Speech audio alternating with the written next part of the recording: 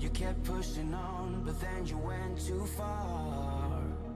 When your ship has sailed and all your dreams are lost, everything is wrong, you feel like it's your fault. Just remember, I will be there for you, baby. Remember, there's nothing out there to get you, don't forget it. When life feels lemons, just call me. Just call me.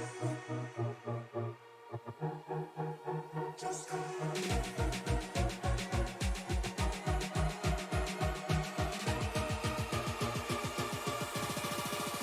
Just call me.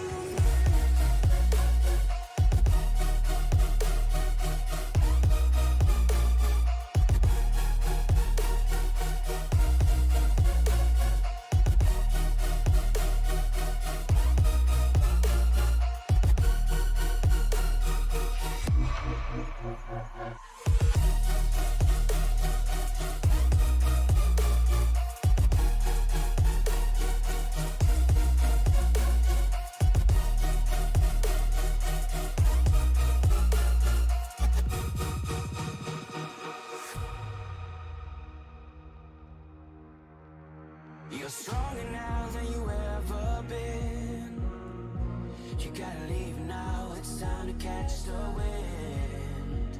You will climb up high and look through the clouds, and when you're feeling low, I know you'll bounce back. Oh, and just remember, I will be there for you, baby. Remember, there's nothing out there to get you, don't forget it. When life throws lemons, just call me. Just call me. Just call me.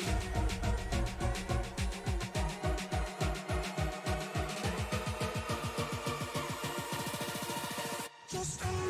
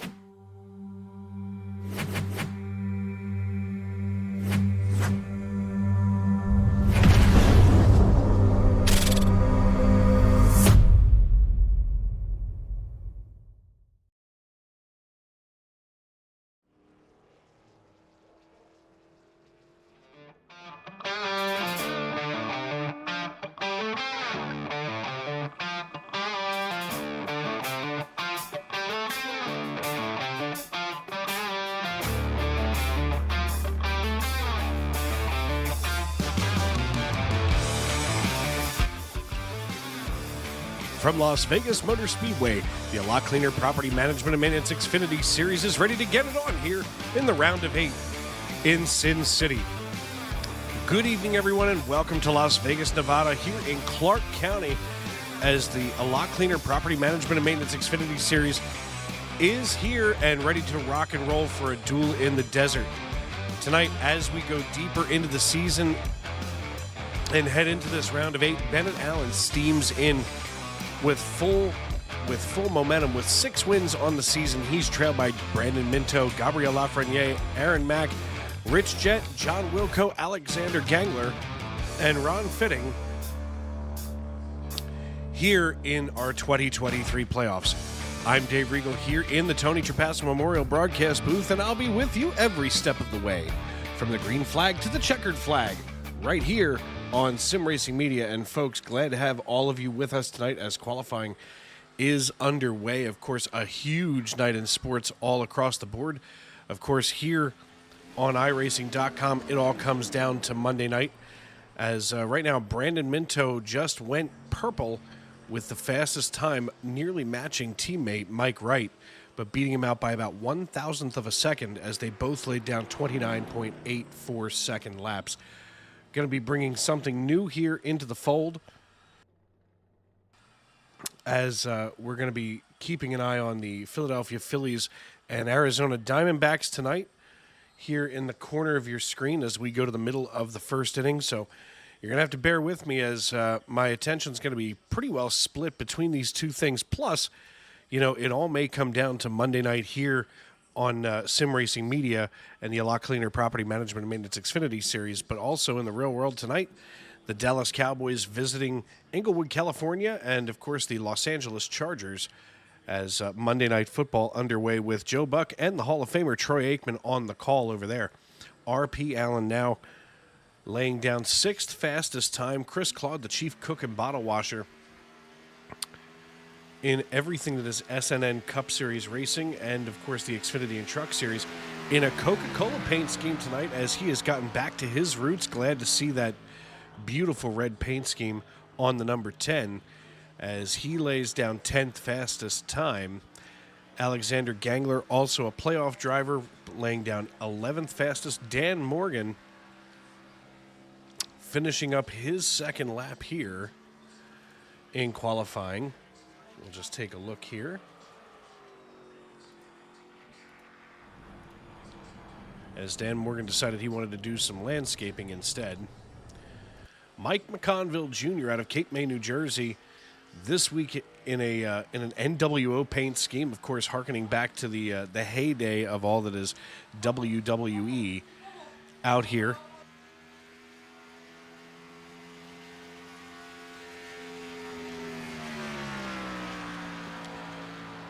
Getting it done here as he's now going to go out on that first lap. Aaron Mack as well, of course, our 2023 Xfinity winner at Daytona. The Fort Riley, Kansas native now crossing the start-finish line, getting his qualifying lap underway as McConville on the backside of the racetrack. We see him cruising around as he's going to be riding out here. Let's see where he gets on the timing line on this first lap. As he's going to go 10th fastest. Aaron Mack, meanwhile, just about there. We'll take a look at our race information in a moment as Aaron just bobbled a little bit here.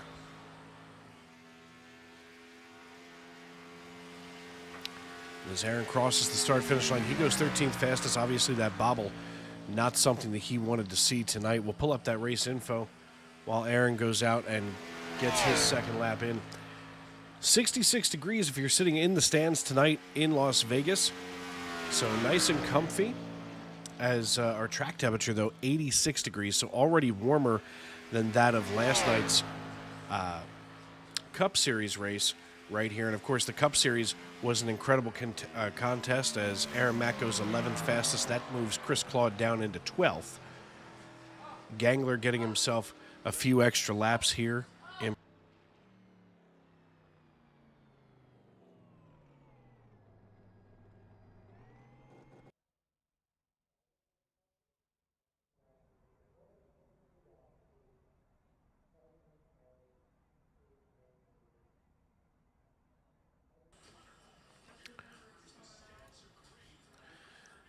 As we've got about 4 minutes left in qualifying, we want to stop in here and have a chat with Brandon Minto as it looks like he has hopped out of the car. So let's see if we can find him in our chat. As we'll shuffle up in and through here. There he is sitting alongside teammate Mike Wright on the pit wall. Hey, Brandon, it's Dave up in the booth. You got me? I do. Gotcha. Well, man, here we are ready for a duel in the desert now. You come flying in here tonight with a full head of steam. What are you thinking about as far as getting around this racetrack tonight? I'm hoping to survive.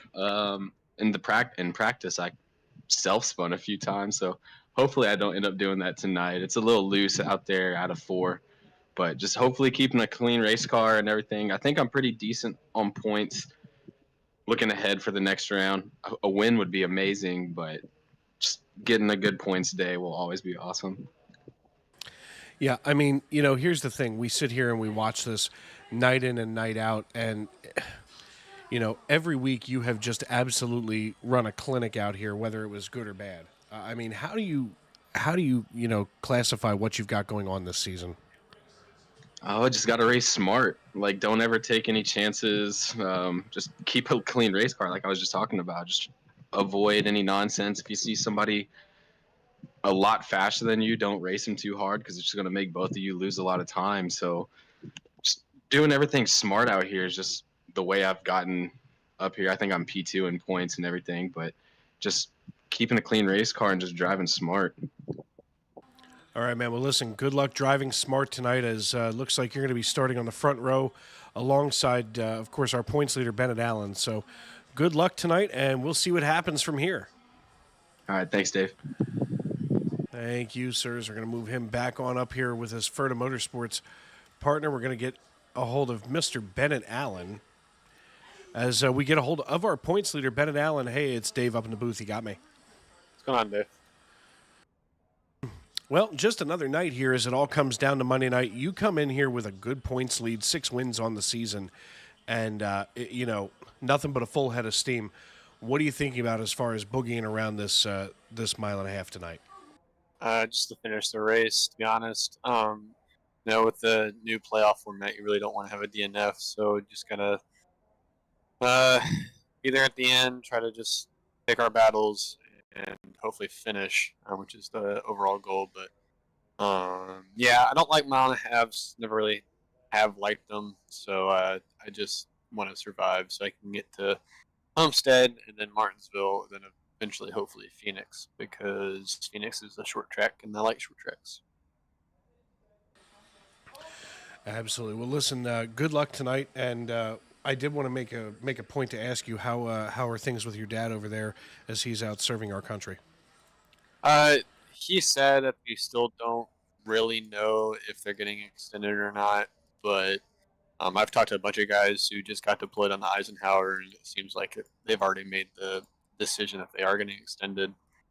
It'll probably be placed on a month-by-month basis, and so we just got to see what happens overseas. And from the looks of it, things aren't getting any better, and they're getting worse. So me personally, I've been pretty worried about it, not really just for my dad's sake, just for our country's sake and for my personal well-being. And so we'll continue to, pray about it and hope that things resolve themselves. But yeah, we'll see what happens. All right, my friend. Well, listen, congratulations on another strong season here. Of course, we'll be praying for your dad, and good luck as it looks like warm-ups are underway. Yeah, thanks, Dave. I'm going to move him back on up here, see if anybody else is available that's not about to talk. Of course, we'd like to get a chance to talk to Chris Claude, but he should be doing his pre-race announcements. While he does that, we're going to take a look here at our official setup for the evening. Of course, 201 total laps, the scheduled distance tonight around this mile and a halfer. Stage 1 going to end at lap number 45. Stage 2 going to end at the conclusion of lap number 96. Total sets of tires, so they're going to be laying 5 and with a total of 6. So altogether, let's take a look here at some simple math. As should be about 35 laps per set of tires before things start to get a little hairy. Now, you got to figure at 35 laps, they're probably going to be closer to about 45 to 55 for the pit window as far as fuel. So these drivers obviously going to be, watching the fuel more than anything. We saw that a lot last night, and it was impressive last night. And just as a little update here in the right-hand corner of your screen, looks like the Philadelphia Phillies have now pulled out to a 2-0 lead over the Arizona Diamondbacks, who threatened early in the first inning.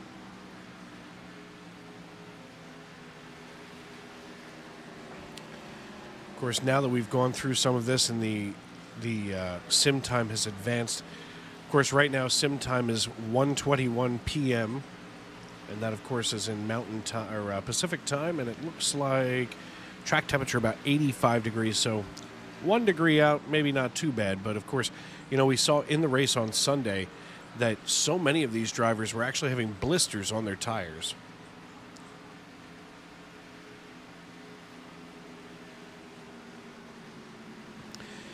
As I've mentioned several times over the last few weeks, we want to thank you for making us a part of your evening. And, of course, one thing I want to point out here, give me 1 second here to fix a couple of window issues. Just trying to make everything jibe here, make it easy to grab for things. There we go. Of course, we've got Dylan Stout in our YouTube.com live chat saying, "Let's go, Minto. If you ain't first, you're last," and that is absolutely true. Last night we had an incredible race here at Las Vegas. In fact, let's pull up some of that information while we're here warming up. And in the Stacey Strong Cup Series last night, of course, their first race of the round of 8, Alex Murray brought home the checkered flag after an incredible finish that he had there alongside Jacob Schneider, who was very dominant early in the race. He was actually able to take that fuel run to about 62 laps in the Cup car. So we may be a little bit shorter than that tonight, so that's why I say about lap 50, 45 to 55. But just 6 cautions, only 4 of those were for cause. The other 2 cautions, of course, were for stage breaks. So a huge night here after 272 laps. Total, of course, a couple of green-white checker attempts there. Still made it very exciting, and, we expect nothing but the same here tonight. 19 drivers took the green flag last night. Looks like we're going to have just a fewer than that. In fact, it's going to be exactly 1 fewer, as we've got 18 drivers tonight scheduled to take the green flag.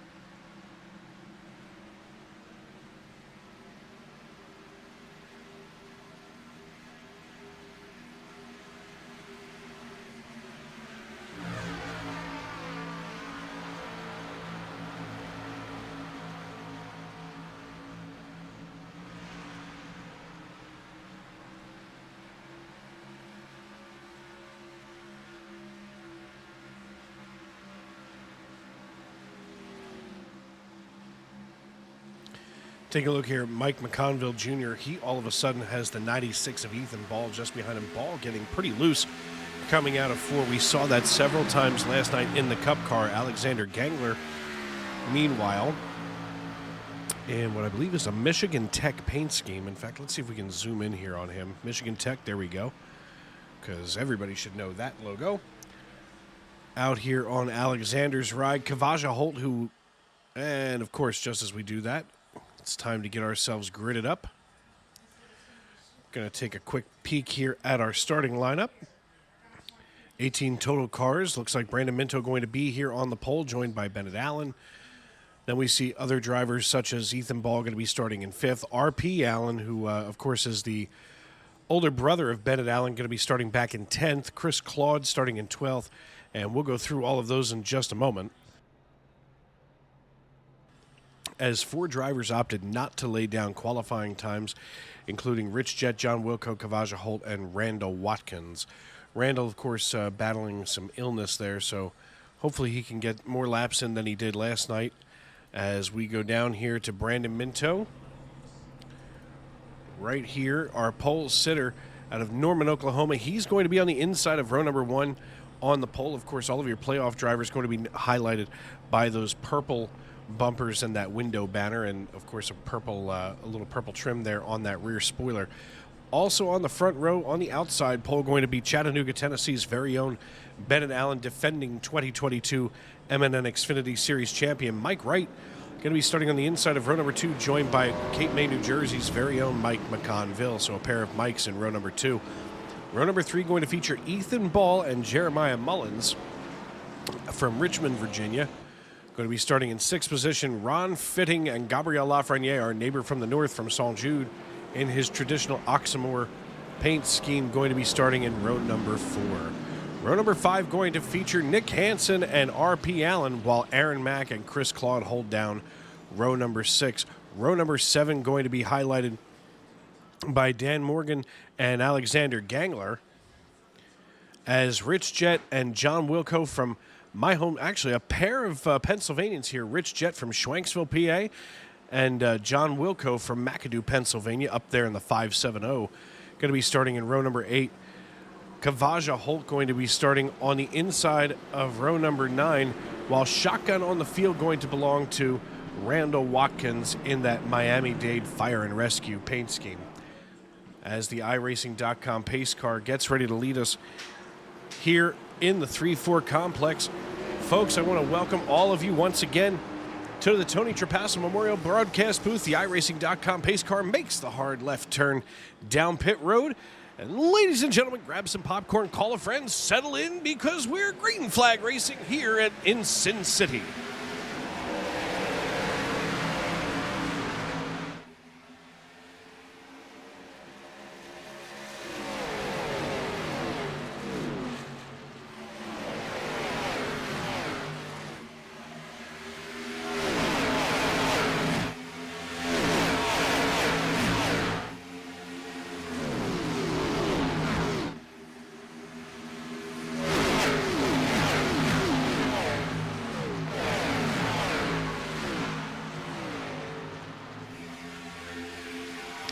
Mike Wright getting a good start here as he trails teammate Brandon Minto on lap number 1. Minto going to get credit for leading that first lap as one of our fastest lap drivers of the race so far. Pretty much single file already. We saw a lot of traffic building early on here, but Jeremiah Mullins now here in the number 14 Bass Pro Shops Toyota Supra, now starting to look for some real estate. And we can see these drivers right now just kind of feeling one another out, seeing where some of this room is, where some of the speed on this racetrack is. Everybody going to start to drop down here into single file formation, as we're going to see.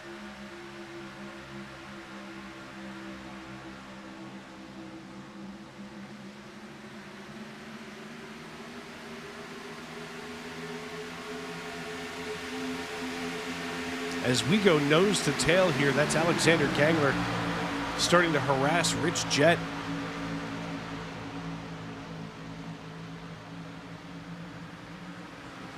Chris Claude in hot pursuit of Rich Jett now, as Chris has a rear view mirror full of Dan Morgan, so the battle's just starting to heat up here deep in the field, as Jeremiah Mullins has a pretty nice cushion, 0.2 of a second on either side of him, up to Ron Fitting and back to Nick Hansen. As coming out of turn number 4, Alexander Gangler getting loose here as he's still trying to get around Aaron Mack. Of course, as I had mentioned, the 2023 Spring Race Daytona winner, Aaron Mack, as he is now in a red paint scheme instead of his traditional Harbor Freight paint scheme. I guess maybe he's got a better tool sponsor, if you will. As right now it's going to be Brandon Minto, Mike Wright, Bennett Allen, R.P. Allen, and Ethan Ball, your top 5.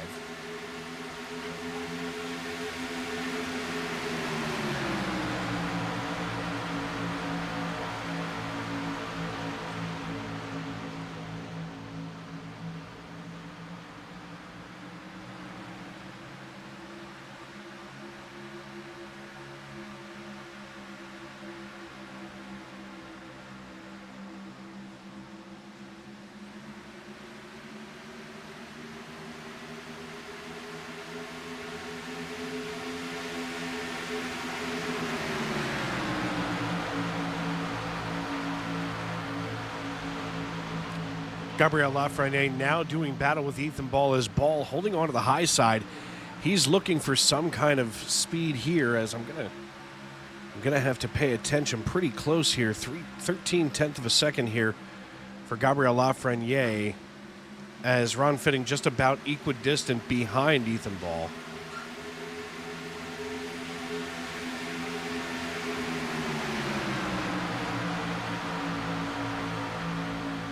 Rich Jett now being challenged by Chris Claude, as he's just barely hanging on. Claude bringing along Dan Morgan just behind.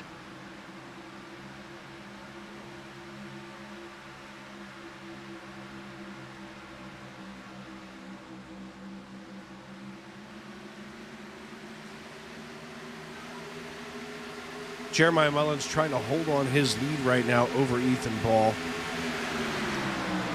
As Ball maybe getting a little bit of a push here from Ron Fitting. As we're pretty deep in the pack here, this is the battle for 5th position. I say pretty deep, I mean at 5th position, that's just about a third of the field through.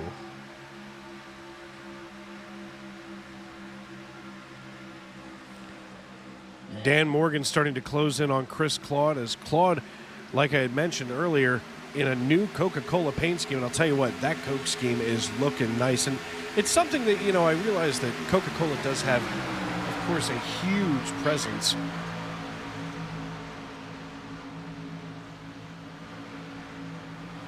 in our sport.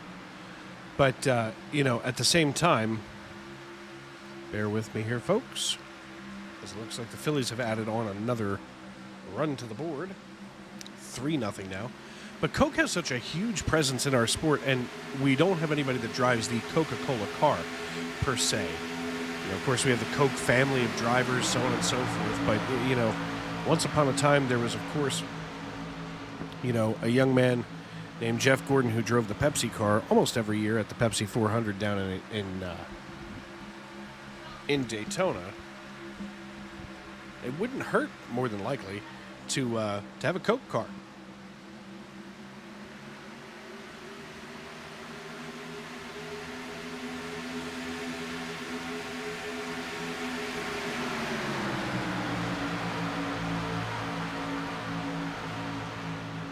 Brandon Minto still leading Mike Wright here on lap number 12. We're working our way toward lap number 45 as Brandon Minto now with about a little bit more than a tenth and a half over Mike Wright. Bennett Allen running in 3rd position. Looks like Kavaja Holt stepped off track here momentarily. We'll take a look. We see maybe a little contact there with Randall Watkins as that sends Watkins down into the grass. But Watkins able to recover. That sends Kavaja Holt around here, so obviously takes him off pace.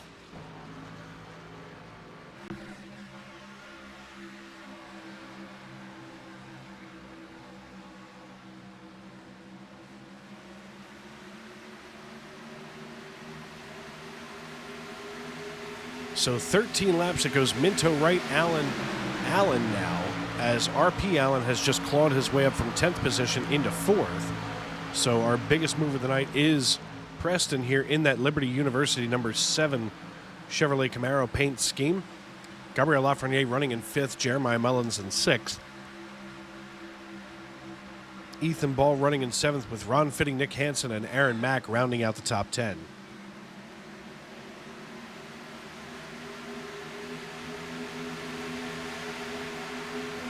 Rich Jet, Dan Morgan, Alexander Gangler, they're still back here battling it out as Gangler about to be passed here for 13th position by Chris Claude, as Claude had a pretty good run on him.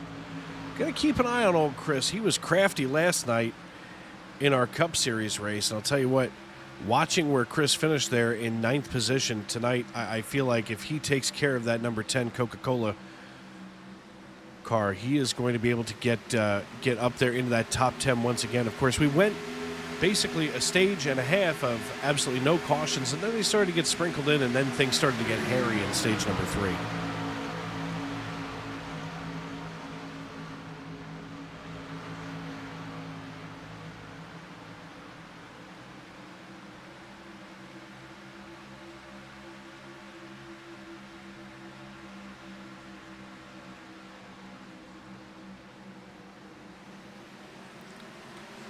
Alexander Gangler now getting ready to work over here the top side of John Wilco, as it looks like Gangler and Claude have found some speed there on the high side through 3 and 4.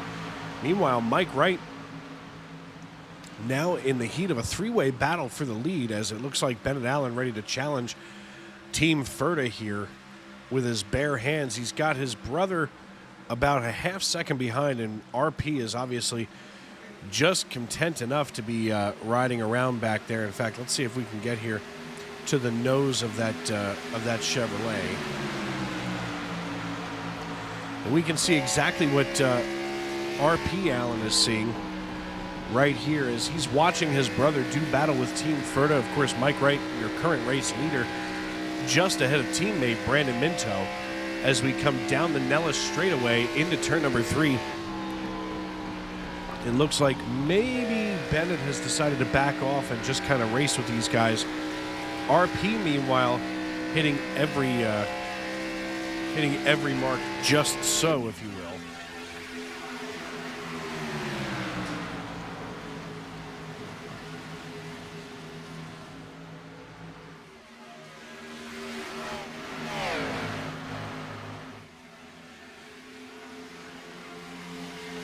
So a pretty tight battle here for second position as Bennett Allen seems to have found some speed here in the top side, but just not enough to close in on that rear bumper for good of Minto. In fact, let's see if we can get to the nose of Bennett as Bennett does go ahead to make the move.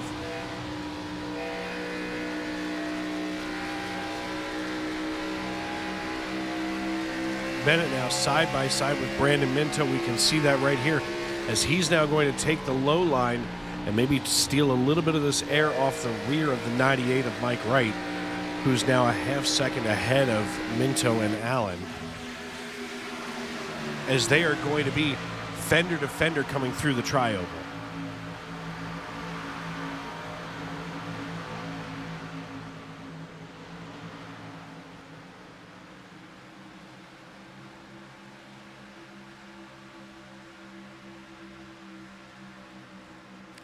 Phillies game moving along pretty quick here. Top of the third inning, Phillies leading at 3-0 over the Diamondbacks.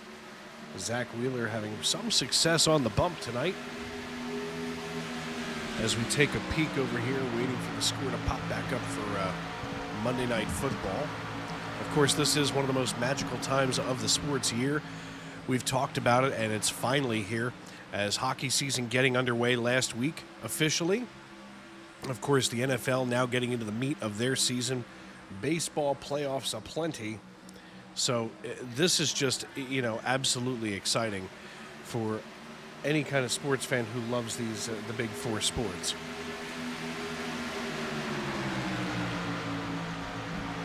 Taking a look here at what's going on in Englewood as the ESPN bottom line pops back up.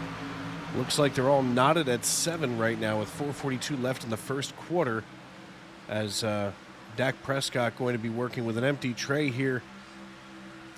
Dak steps back, he looks to his left, dumps it off to CeeDee Lamb for a Cowboys first down. So lots of sports going on just about everywhere as Zach Wheeler records himself a strikeout in South Philadelphia. So all kinds of, I can't tell you folks enough how exciting this is, to be here tonight with you folks, and sharing this excitement. Of course, looks like Dcash Videos. That's, of course, Alexander Gangler giving me a hello. Minto's going to smoke everyone, and it sure looks that way, as Addison De Rosaire is here in our YouTube live chat as well. So glad to have all of you with us tonight. If you haven't done so already, make sure that you subscribe and turn on those bell notifications to Sim Racing Media, as right now, your race leader, Mike Wright, still just less now than a half second over teammate Brandon Minto, as Minto has now dropped back into second position as the battle with Bennett has cooled off. Gabriel Lafreniere now running in fourth position. RP Allen dropping back to sixth after we had just seen him up in fourth position. Wheeler here in South Philly looking inward and gets a foul here down the third baseline, as we are just watching everything imaginable in sports. Randall Watkins, just a quarter of a second now after that run-in with Kavaja, has his groove back, if you will. Let's take a look at this paint scheme here on Randall's car, because I'll tell you what, it of course spikes my interest in that Miami-Dade Fire and Rescue, of course, spending my entire life in, around, and with the fire department. So that's a really cool paint scheme. I'm loving that, as I am hoping to get a chance to meet Randall Watkins this weekend in Miami.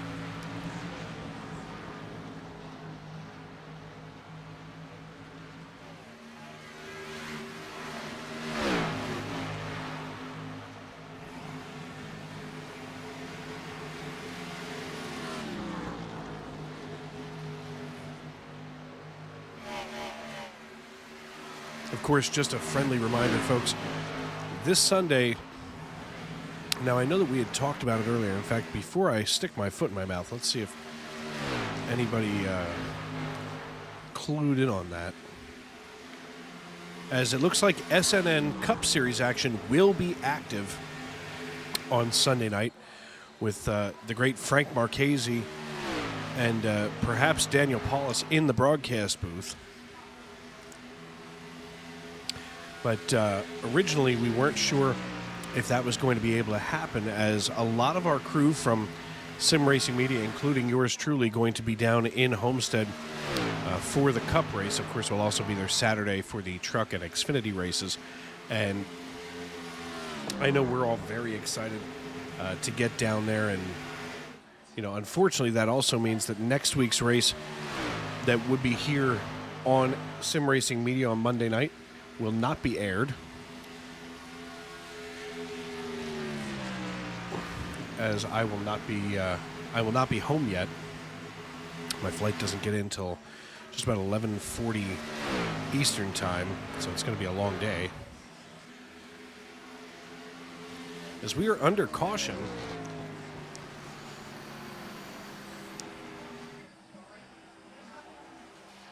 as we're going to take a look right here and see what happened with RP Allen.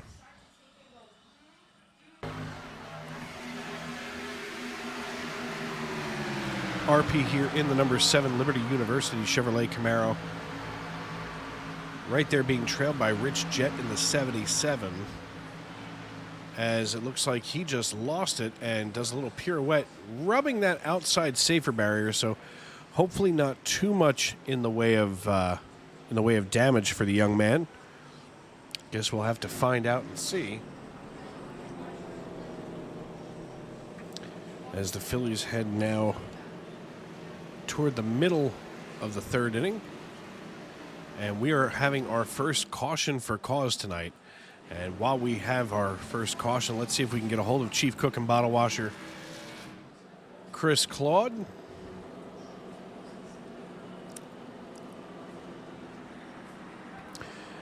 Hey, Chris, it's Dave up in the booth. You got me? Yeah, Dave. Well, for starters, I told the folks at home that I was excited to see your paint scheme. Oop, I don't want to screw up your pit strategy. I'll be quiet for a second. No, you can go ahead. I'm fine. I'm good. Well, first of all, the Phillies are leading 3-0. Wow. Going into the bottom of the third. So they're having a nice time there. The Cowboys, the last time I peeked over my shoulder here at the TV, the Cowboys are knotted up with the Chargers. So not a bad night. And I think a lot of this has to do with your return to the Coca-Cola family of beverages. So it's like make everything right again, right? All is right in the world when Chris Claude fixes his damn paint scheme. That's right. I mean, I'll do the best I can. You are a bottle of Dasani away from probably solving this war in the Middle East. Maybe that's what the problem is. Yeah, not enough Coca-Cola beverages. That's what you know. What I'd like to buy the world a Coke. I think that was the name of the song back in the 70s.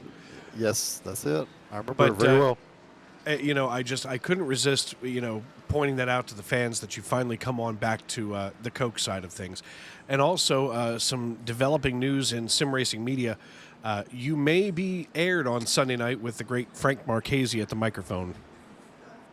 I see. Okay. Well, so you may not miss that broadcast. Okay. Well, you can just let me know closer to time, and I'll post the link out there for everybody so they know.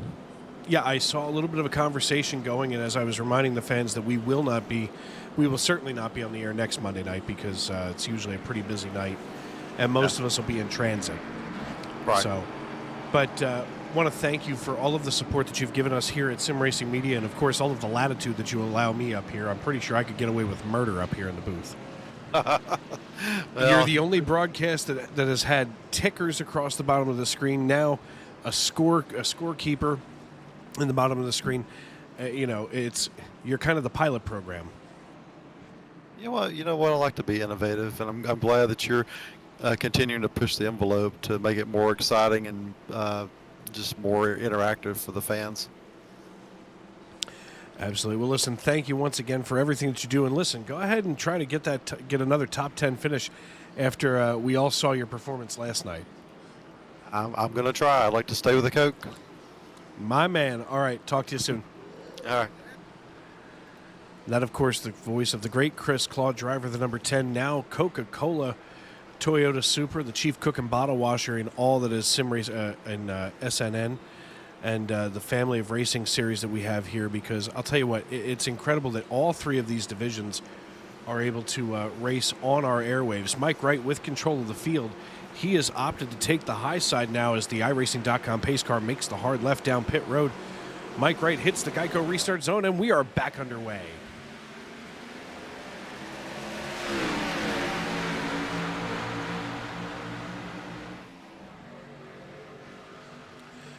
Mike going to go fender to fender with teammate Brandon Minto, while it is just rush hour on the Schuylkill Expressway for these drivers behind him. All but 3 wide with Dan Morgan holding on for dear life as he is now 3 wide. RP Allen on the low side. Gabriel Lafreniere on the high side. They go 4 wide with Kavaja Holt splitting. All of a sudden, Aaron Mack deciding to split out and get out of the way as they were just 4 wide. Folks, we got to take a look back at that because, my goodness, what a run that was right there. Something that we almost never see, and we're going to watch this develop in slow motion because, like I had mentioned, it never happens. And here it goes as they go 3 wide. Now that's RP Allen on the low side, Dan Morgan in the middle, and Gabriel Lafreniere. All of a sudden, RP Allen gets ahead of steam on the bottom side, and Nick Hansen and Kavaja Holt get screamed here in the middle, and we go 4 wide. Just absolutely incredible, as looks like Nick Hansen has had himself an incident. Let's see what happened here.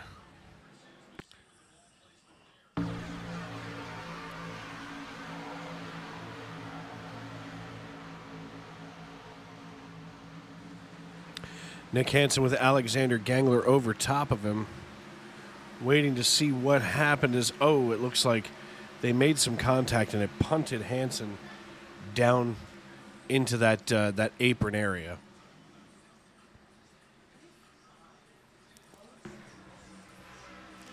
That's going to shuffle Bennett Allen here to your race lead on lap number 37. About 8 laps left here in stage number 1. Brother RP in second position, while teammates Mike Wright and Brandon Minto drop back to 5th and 6th.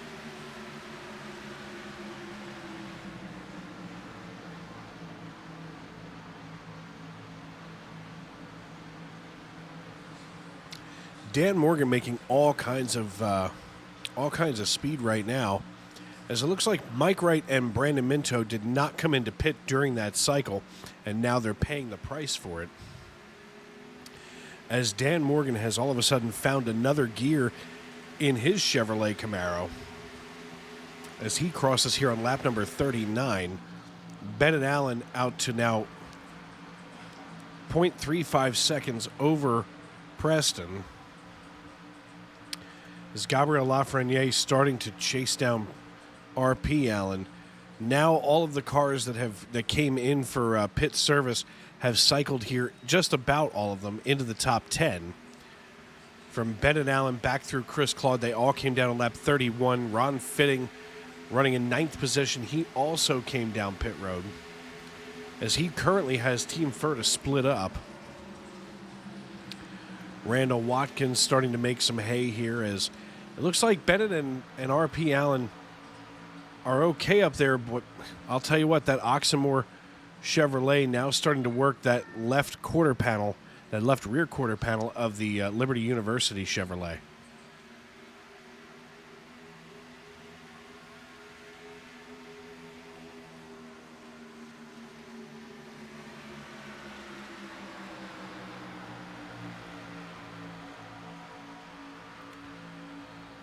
Trey Turner at the dish for the Phillies right now.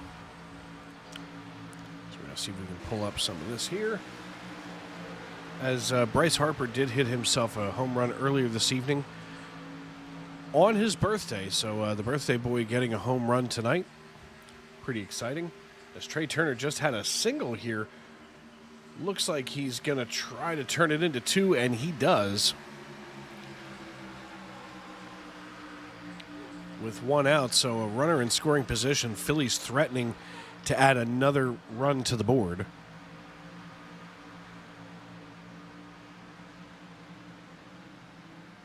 As now Gabriel Lafreniere has drifted back substantially behind R.P. Allen. Alexander Gangler now up in 4th position with Aaron Mack running in 5th, rounding out that top 5. Chris Claude in 7th position. And Mike Wright now being bumped out of the top 10 by Miami, Florida's very own Randall Watkins, as Watkins has found that extra gear with those fresh tires and now has climbed himself into 9th position. So the Miami-Dade Fire Rescue number 27 making some hay. So the only drivers that really haven't benefited out of those fresh tires are John Wilco and Mike McConville Jr. and Rich Jett.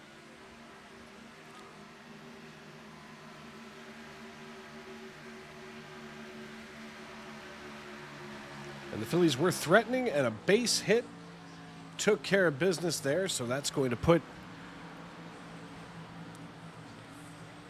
a runner on first with just an out. So Bryce Harper 2 for 2 tonight with a single and a home run, as the Phillies now lead the Diamondbacks 4-0.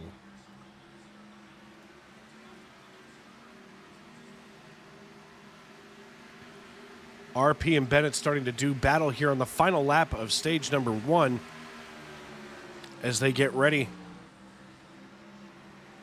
to cross the start-finish line. Bennett Allen leading Lafreniere and RP out of turn number 4. Bennett getting down against the white line. It's going to be close, but it looks like Gabriel Lafreniere going to finish in 2nd, RP in 3rd, Aaron Mack in 4th, Alexander Gangler in 5th. And right now we're just kind of waiting for Brandon Minto to cross, and the yellow flag comes out.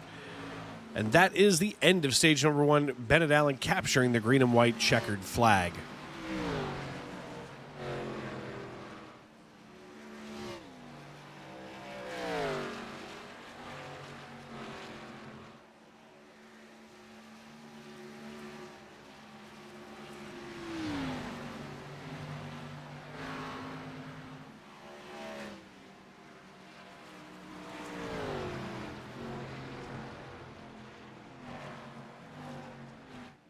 Going to try to get a hold of our stage 1 winner here. Let's see if we can get him down into the booth. Hey, Bennett, it's Dave. You got me? Yes, sir.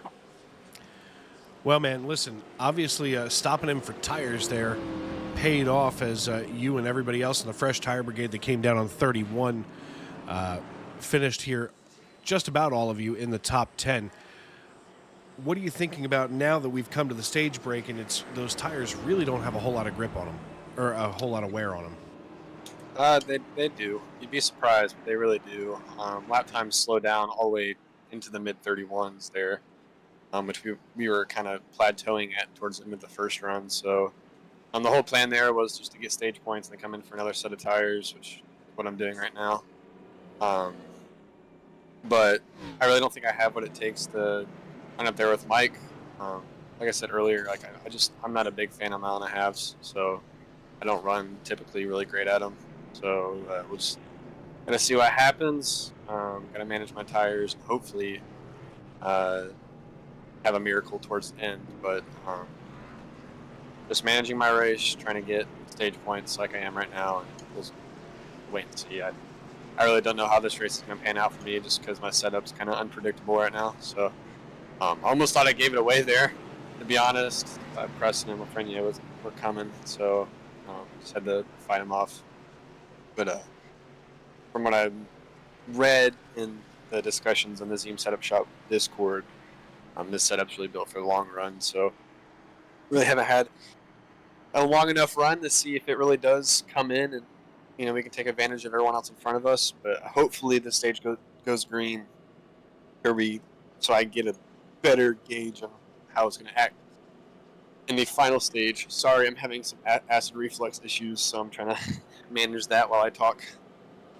Trust me, I totally get it. I'm here just about ready to drain the end of a Dairy Queen peanut butter milkshake, and believe me, I know that it's gonna cost me later.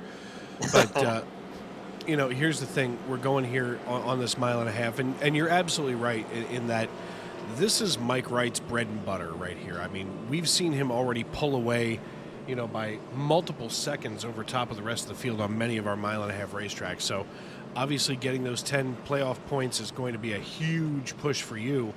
And now moving into stage 2, you can kind of get yourself settled in and ready to rock and roll. Yeah, the funny thing is, like, it's all just about going for the end of the end of the round of 8, because Phoenix is just whoever finishes highest. Which, me personally, now kind of being the points leader kind of sucks, but I want to just advance, and that's the whole goal of this this stretch of races, to just advance, get to the final 4, and then start putting that work in at Phoenix, which I like. Phoenix personally, it's a short track. It kind of races unique in any other racetrack we go to on the schedule. And last year I ran probably the best race I've ever ran in my life at that track. So I'm just hoping that Zeems gives us a good setup that week. And I'll definitely be working with them so I can get the championship again. But Minto's fast and Frenier is fast. And I think those will be the 2 main people I'll be battling with for the championship. But like I keep saying, I keep reiterating, I just need to keep my nose clean these 3 races and just be there at the end. So we'll see what happens. Absolutely. All right, my man. Well, listen, congratulations on the green and white checkered flag. Go ahead, double file, rack stack, and do it all over again. Sir. So we're going to send him back on up there into his race chat as we settle ourselves in for a little bit shorter of a stage. Of course, we say that it's shorter because the laps do count here under caution. So Alexander Gangler going to have his finger on the button. And, of course, he's now on 16-lap older tires. We can pull up that pit strategy. You can all see that Gangler's out here on 18-lap old tires. Everybody else here on freshies. So going to be an interesting restart, especially as track temperature now down to 83 degrees. So things starting to cool off as we get later on in the afternoon.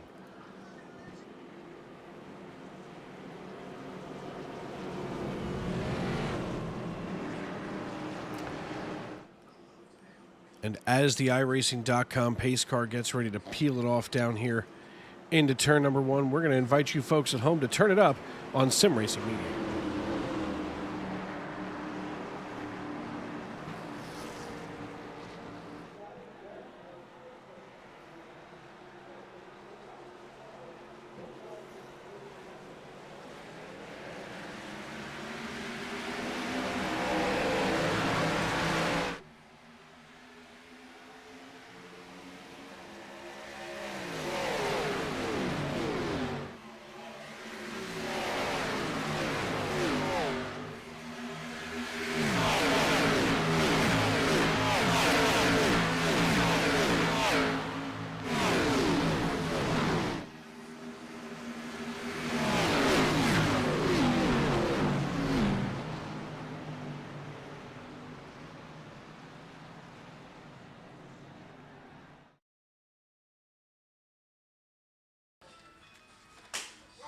As we are under caution, things have gotten a little hairy now.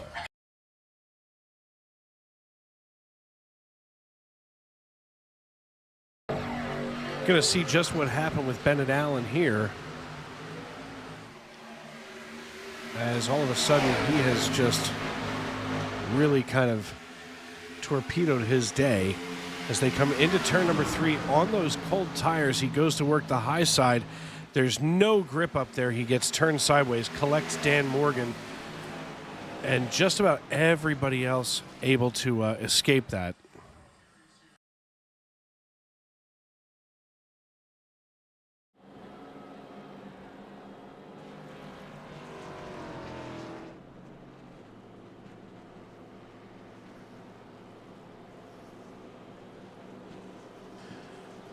So as we get ourselves reset here once again, See if we can get back to updating that Phillies score.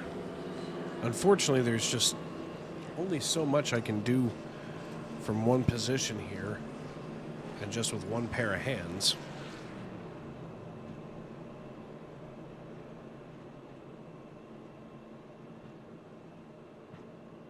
You know, it's funny. I get a chance to call high school baseball, or high school football, I mean, on Friday nights. And after the first time that I had done it, the station owner had asked me. He said, "So how was it?" You know, I said it was easier. You know, doing this, I've got to be able to control graphics. I've got to be able to control cameras and things like that. Where when you're actually in the field, all you have to do is talk. You know, they get you in and out of commercial breaks. They get you in and out of everything else. And it's kind of funny that it's harder to do this than it is to do the real thing in real life. And it's just one of those things that I kind of chuckle at myself for. But just as an update here, right now in the top of the fourth inning, Philadelphia Phillies leading the Arizona Diamondbacks 4-0 in South Philly. While Alexander Gangler is still your race leader, as he was obviously not involved there in that wreck that Bennett had just caused. Still a tie football game out in Inglewood, California, as the Cowboys knotted up with the Chargers 7-7. As right now, the Cowboys now facing their former offensive coordinator in Kellen Moore, who's now the OC in Los Angeles for the Chargers. Which, oddly enough, Norv Turner had gone from the Cowboys to the Chargers at one. Actually, he went like Cowboys, Redskins, and eventually to the Chargers. So, kind of a weird thing, but I guess maybe you get used to Southern California for, training camp during the summer. Of course, the Cowboys train in Oxnard, California, for reasons I'm not quite sure of. As Zach Wheeler is out here having himself one heck of a night.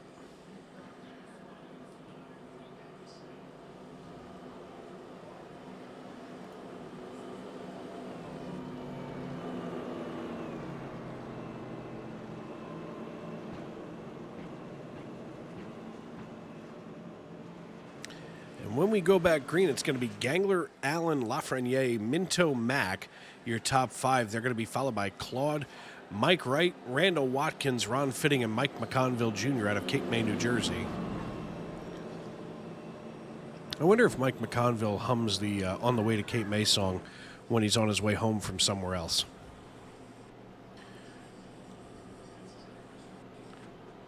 I know I find myself completely unable to go down to the Jersey Shore without at least humming a few bars of On the Way to Cape May by Al Alberts. If you're not familiar with the song, you can, of course, check that out. Highly encourage it. It's addicting. And it's one of those that will get stuck in your head.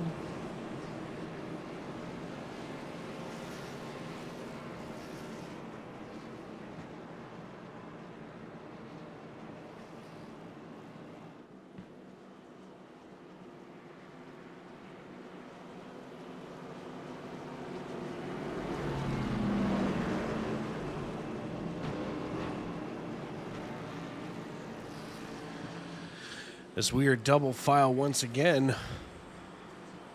we're going to see if we can try this again and let you folks at home turn it up here on Sim Racing Media, as the iRacing.com pace car is going to bring us through that 3-4 complex.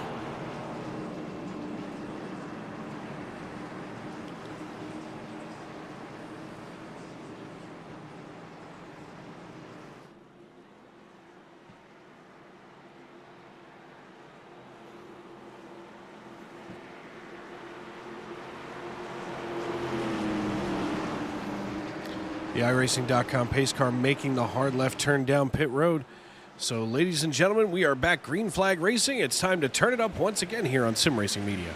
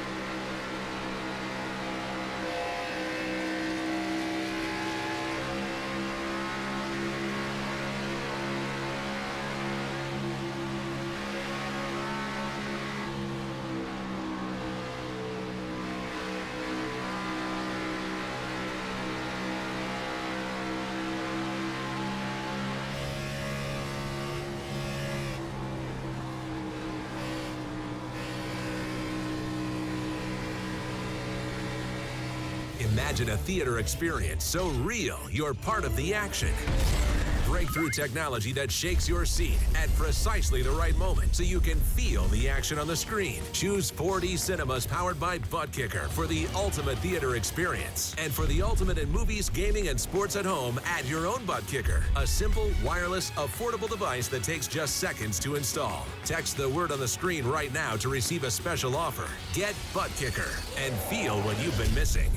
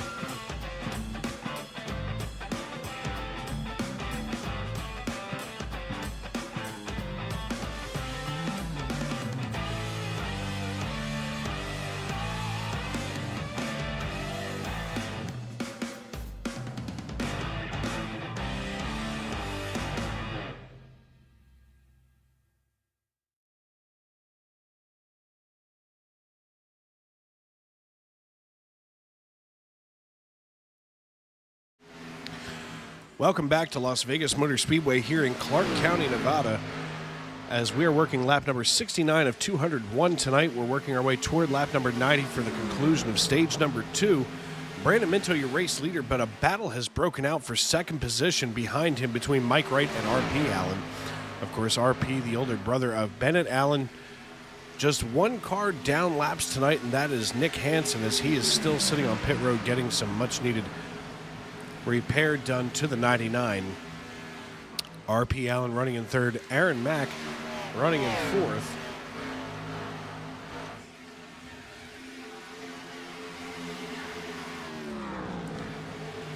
Rich Jet rounding out your top 5 with Mike McConville in sixth, Chris Claude in seventh, Bennett Allen, John Wilco, and Jeremiah Mullins make up your top 10. Don't look now, though. The 14 of Jeremiah Mullins now starting to threaten.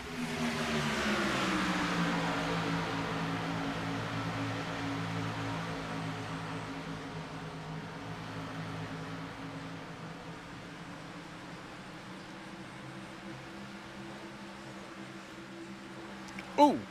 Mullins gets put into the wall. That opens the door for Randall Watkins to work his way by. Watkins nearly making contact with Mullins as Watkins slides on past. As this battle for 10th position has really heated up, John Wilco just kind of watching from behind, waiting to see where his next move is going to come from.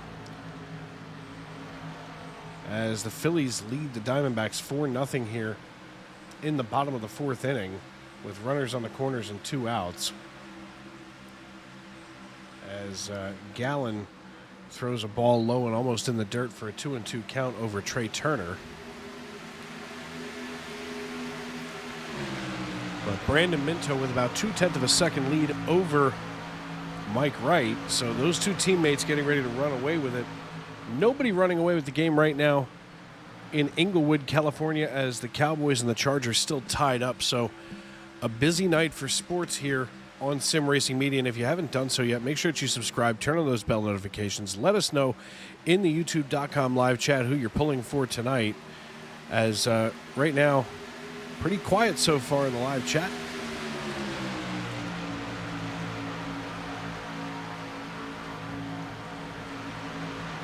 And just as a developing story here, looks like SNN Cup Series action will be aired on Sunday night right here on Sim Racing Media, so that's a good thing. That's exciting.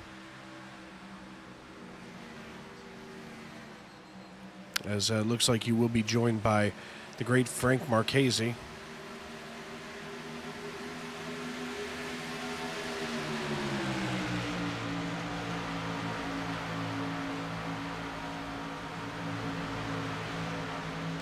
As usually, you can join me and whoever my booth partner is. Last night, Emily Arias joined us.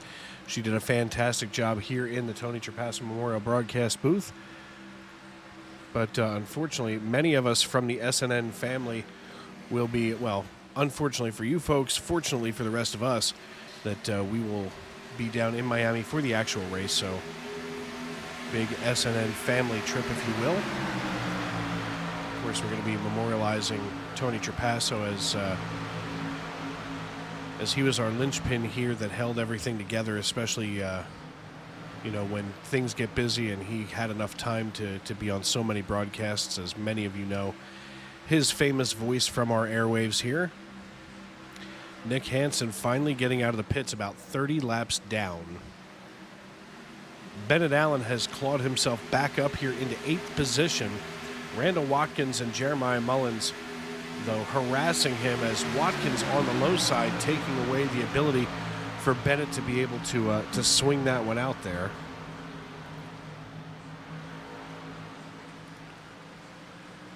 As now Watkins works his way around Allen, so maybe Allen's got a little bit of damage there on the 15 as he's trying to get himself back up to where his brother is. And his brother running up in 4th position, as right now he is side by side with Jeremiah Mullins. Mullins now getting the edge over top of him here on the bottom. And John Wilco just kind of content hanging out, if you will. Randall Watkins now up 10 positions. He and Rich Jett, the biggest movers of the night so far, as Rich Jett running in 10th position here in that 77, the double natural, on the high side over top of Mike McConville Jr. Of course, as we had mentioned earlier, McConville in that NWO paint scheme from the heyday of all that it was WWE wrestling. Of course, that almost harkens back to WWF. And what a great time that was to be a kid watching wrestling. It was a lot of fun week in and week out. Of course, the NWO kind of a WCW, it was a whole thing. You know, you had Monday Night Raw, then WCW on a couple other nights of the week. As the Phillies and the Diamondbacks move into the 5th inning. Zach Wheeler still in the bump for the Phils. As Gabriel Moreno, the Diamondbacks catcher, steps in. He's 0 for 1 tonight with a flyout. Mike Wright now starting to threaten Brandon Minto with a pass, as these drivers have not been in since lap number 47. So it's going to be, they should be able to get a full run of fuel out of these Xfinity cars. Just 3 Toyotas in the field tonight, 5 Fords. So that's 8. And that means that more than half of the field is driving a Chevrolet bow tie tonight.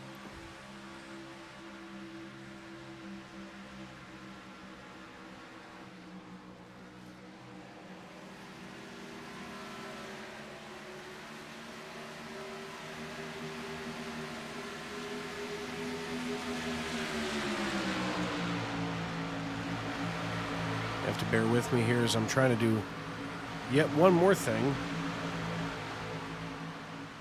As I'm currently looking up, I'm curious to know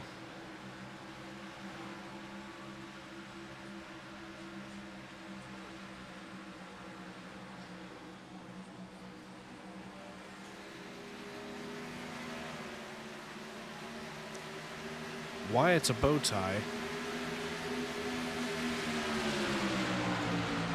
And here it is. Chevrolet's iconic bow tie celebrates the 100th anniversary. In a 1968 interview, Catherine Durant said that the bow tie design originated from a hot springs vacation in 1912. While reading a newspaper in their hotel room, Durant spotted a design and exclaimed, "I think this would be a very good emblem for the Chevrolet." And that's how the bow tie was born.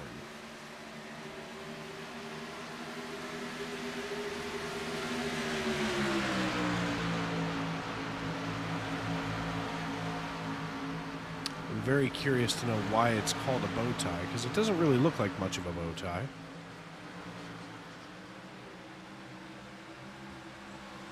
So we'll have to do some research, and of course, while we're down in Florida, I'm sure that we can get a hold of somebody from Chevrolet and ask that question. They're going to look at me like I'm 7 shades of crazy, that's for sure. As the Phillies now have 2 outs here in the bottom of the 5th inning.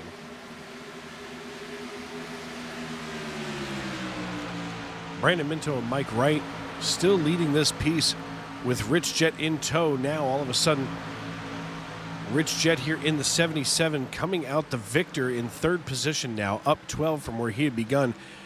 Aaron Mack now blowing the doors off of the 72.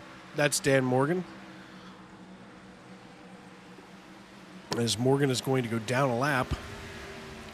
It means Ethan Ball can't be far away,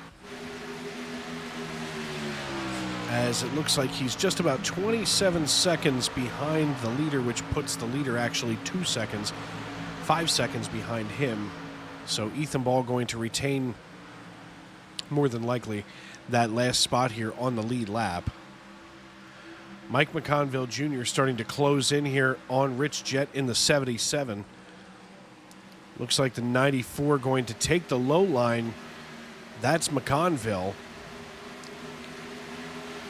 As McConville working the low side here, he gets down onto the apron. He's going to try to use as much speed and momentum as he can to swing it out of the tri-oval and now make the pass underneath Rich Jett from Schwanksville, Pennsylvania in the What a Bit I Am 77, the double natural, if you will.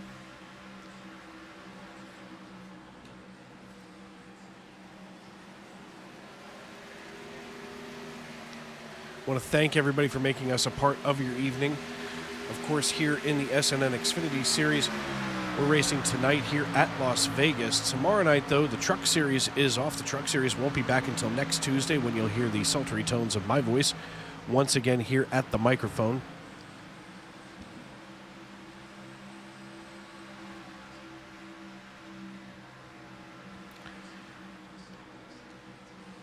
As Rich Jett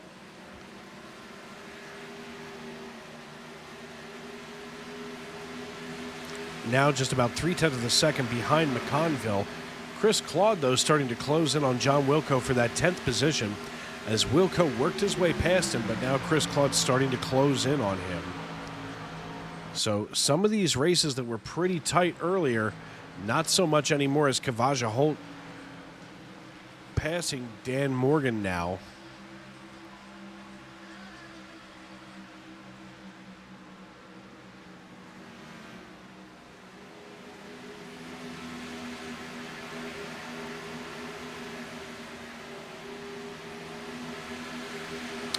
Kavaja Holt getting around Dan Morgan. That puts John Wilco in his crosshairs, while Aaron Mack starting to get himself pushed away here on lap number 90. And Mike Wright with about a half second, or a half lap, now less than that, back to the start-finish line. He's going to be side by side with Brandon Minto, as these two drivers going to come across the start-finish line together. Who's it going to be? Is it going to be Minto or Wright? As it looks like Mike Wright just barely edging out his teammate as they cross the start-finish line. The yellow flag flies, and that will conclude stage number 2. Mike Wright coming out the victor here in stage 2, as we're going to get a hold of him.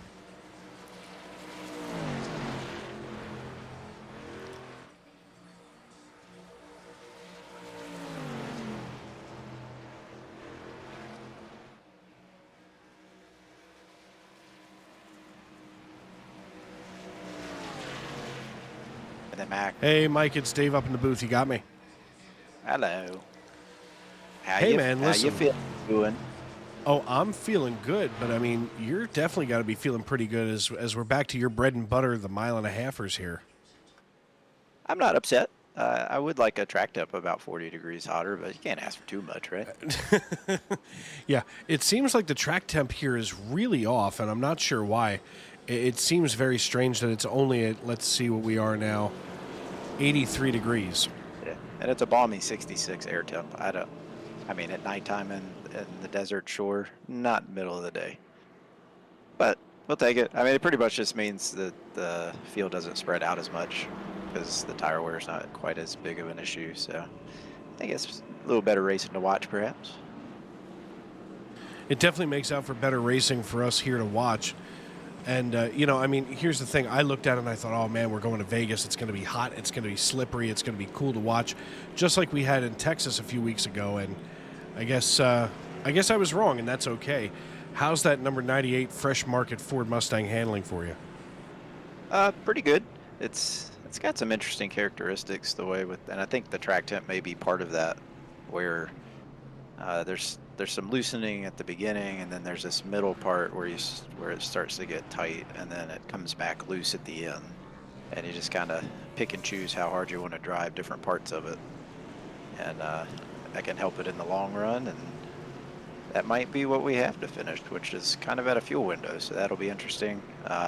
There's some chatter that perhaps the idea of a two-stopper might be worth looking at. I think if the track temp was higher, that would be a bigger case for a two-stop, because the pace would drop off farther. But it still drops off. I think I was running at least a second and 3/4 off, and that wasn't that was probably 40-ish laps or so.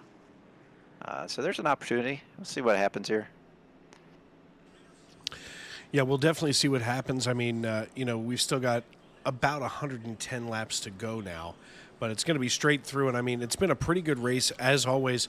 The Xfinity Series, you know, proving itself to be one of the cleanest leagues on iRacing. I mean, that's got to be relieving for you as a driver, that you don't have to worry about people making too many dumb decisions. Yeah, that and cautions will drive people from competing in the league. So I think the longer runs, I think you talk to most people that are running officials, their biggest wish is to have less wrecks and less nonsense. So if you can find that and settle in, I think that'll obviously be good to watch and be good to race in as well. Oh, without a doubt. I mean, you know, there's nothing more frustrating than when you're in a public forum, you know, when you're in a public lobby and all of a sudden it's just a caution festival. And here you definitely, as you just mentioned, don't really have to worry about that. You get a lot of green flag runs. So what's going to be your strategy here moving through the rest of the night as a non-playoff driver? Minto and I were talking the whole race, trying to figure out. I think there is a door open for two stops. I think with the track temp being lower, that puts it into a little bit of question. I think you'll save a little bit to make it on one, but I think it's easily doable if you think about it from the front end. So, and then of course when a caution falls, who knows? That's why we saved the set at the beginning, just in case. So we have an extra set at the end here. So it might be fun to watch. See what we got. All right, man. Well, listen, congratulations on the Stage 2 green and white checkered flag. And listen, maybe we'll see you here toward the end, as we all know that you are a mile-and-a-half monster. Yeah, they're fun to do. They're fun to do. I wish we could get a little bit closer to the wall, like in real life. That'd be some fun. So send out iRacing. Keep asking them. All right, man. Well, listen, we'll talk to you later. All right, have a good one. That, of course, the voice of Mike Wright, now winner of stage number 2. As we get ready to go back, green flag racing, it's going to be Mike Wright and Brandon Minto on the front row. They'll be joined just behind by Rich Jett and Mike McConville, Aaron Mack, Jeremiah Mullins, Kavaja Holt, Randall Watkins, John Wilco, and Gabriel Lafreniere going to make up your top 10. Chris Claude just outside the top 10 alongside of Ron Fitting. So we'll see what those two drivers can muster up here as we go into this final stage, as we're going to work our way toward lap 201 here at Las Vegas.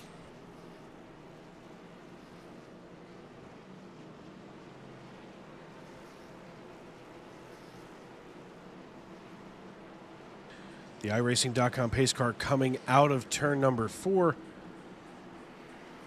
We're going to go right here as the man in the stand has the green flag in his hand. He's watching. They're waiting.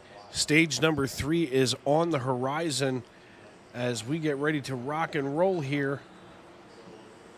We enter the Geico restart zone, and we are green flag racing once again at Las Vegas Motor Speedway.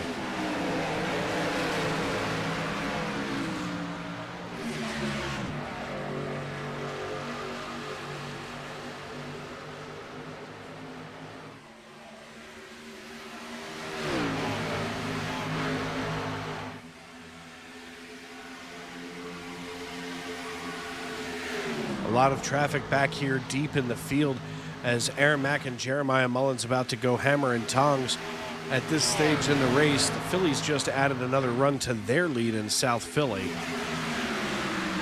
as Kavaja Holt and R.P. Allen side by side coming here into turn number 1. Looks like they're going to continue to battle it out even while, oh my, Bennett Allen now looking to the inside of John Wilco.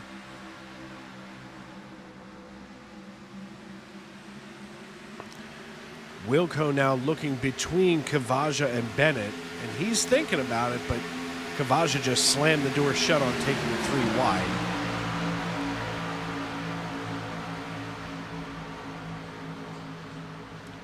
John Wilco trying to hold the high side. He's found some kind of grip up there where he does have some momentum, but not enough right now, as it's still pretty early in this run of tires, as he is now tucked in right behind Kavaja Holt. Gabriel Lafreniere in that Oxmoor paint scheme. Oh, all of a sudden, John Wilco just got sucked up into the wall. He's got to try to recover that, and he does, but it's going to cost him several positions and now puts him the last car on the lead lap. Ron Fitting, meanwhile, here in the number 3 Premier Setup Shop Chevrolet Camaro, also sponsored by Dubby. And it's been a little while since I've had any Dubby, but that stuff is pretty good. A little while ago, I became more of a fan of Ghost Energy, if you will. Pretty tasty. Randall Watkins now looking at the rear bumper, thinking about how he's going to try to get a hold of Kavaja Holt.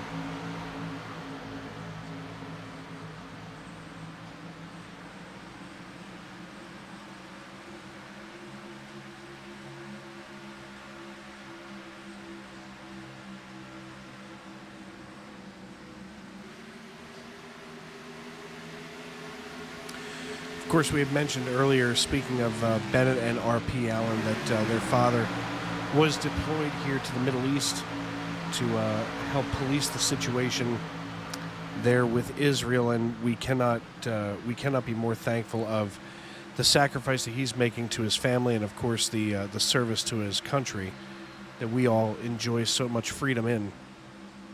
So we want to thank Lieutenant Allen, as we know that he would much rather be at home, with his son, with his wife, and so on and so forth. So we can only pray for him and keep him in our thoughts and hope that everything is going to be okay.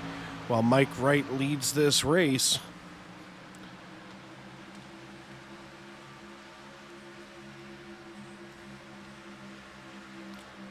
still 7-7 right now, with 14 seconds left in the first half in the Cowboys-Chargers game. Mike Wright, Brandon Minto, Mike McConville, as there's a 3-way battle right now for second position. All it takes is one flick of the wrist the wrong direction for Brandon Minto, and he's going to open the door for McConville and Jett to come powering in there. R.P. Allen lurking back in 5th position, waiting for someone to make a mistake. And folks, we're going to step aside and pay some bills here on Sim Racing Media. I'm Dave Regal. Here in the Tony Trapasso Memorial Broadcast Booth, this is the A Lot Cleaner Property Management and Maintenance Xfinity Series live on Monday night.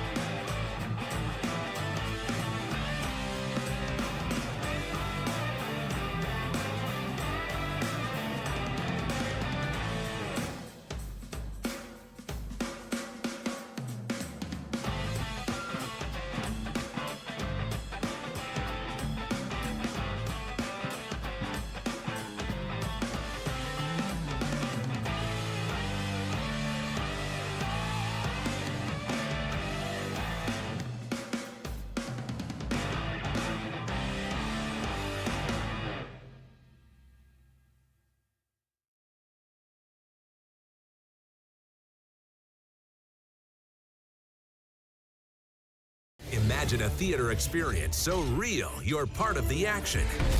Breakthrough technology that shakes your seat at precisely the right moment so you can feel the action on the screen. Choose 4D cinemas powered by Butt Kicker for the ultimate theater experience. And for the ultimate in movies, gaming, and sports at home, add your own Butt Kicker. A simple, wireless, affordable device that takes just seconds to install. Text the word on the screen right now to receive a special offer. Get Butt Kicker and feel what you've been missing.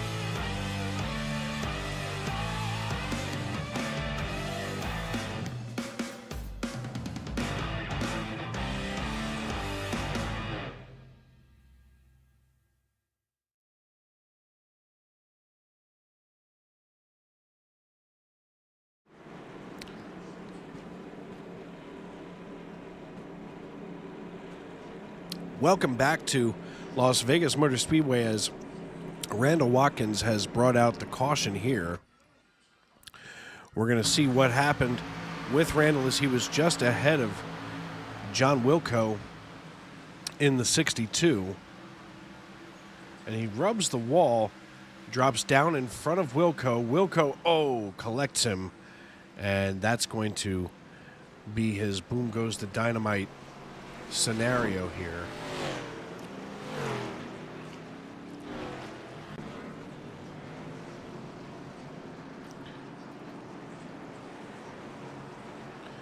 As we're going to update our score here for the top of the 6th inning, as the Phillies' lead has now shrunk 5-2. Mike McConville Jr. comes off of pit road first. He's got Mike Wright and Brandon Minto in tow just behind him. So going to be pretty interesting to see what Mike Wright and Brandon Minto do behind McConville.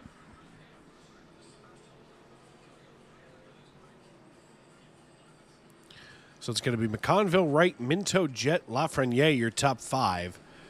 Jeremiah Mullins, Bennett Allen, Aaron Mack, Kavaja Holt, and Ethan Ball making up your top 10.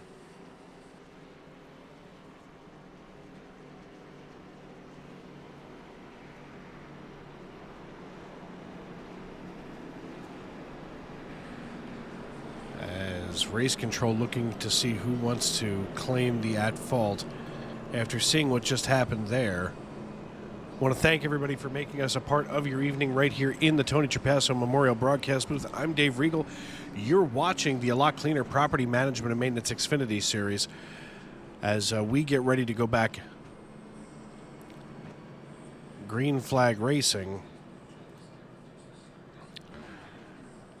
As Mike McConville going to have control of the field.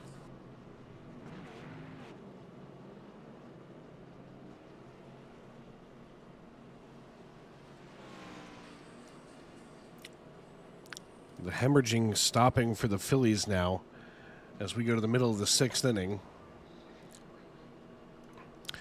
Dallas Cowboys putting 3 points on the board right as the whistle blew at the end of the first half. So they go into halftime. Cowboys 10, Chargers 7.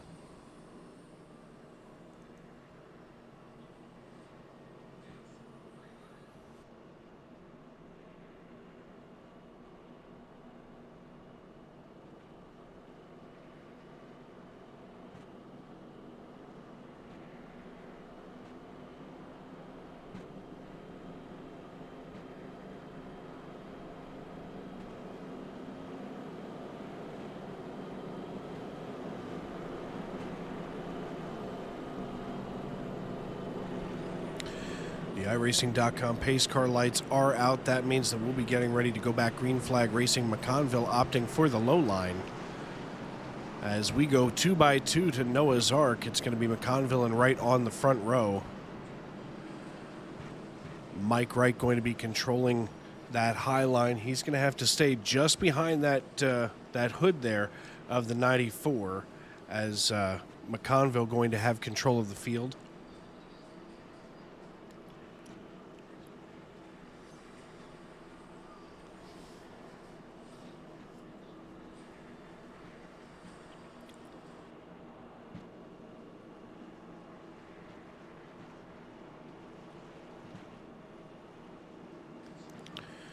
Of course, I want to remind everybody that the Truck Series is off tomorrow night as they do not race here in the fall at Las Vegas Motor Speedway, but they will be back and I will be back with you next Tuesday night for the truck race at Homestead, Miami. Of course, I'll be coming fresh off of having actually seen the real race, so that'll be fun perspective to be able to bring some of that experience along to the broadcast booth as Mike McConville Jr. comes into the Geico restart zone, hits the loud pedal, and we're back underway. McConville not wasting any time now as he leaves Minto and Wright in the dust. Rich Jet all over the rear bumper of Mike Wright.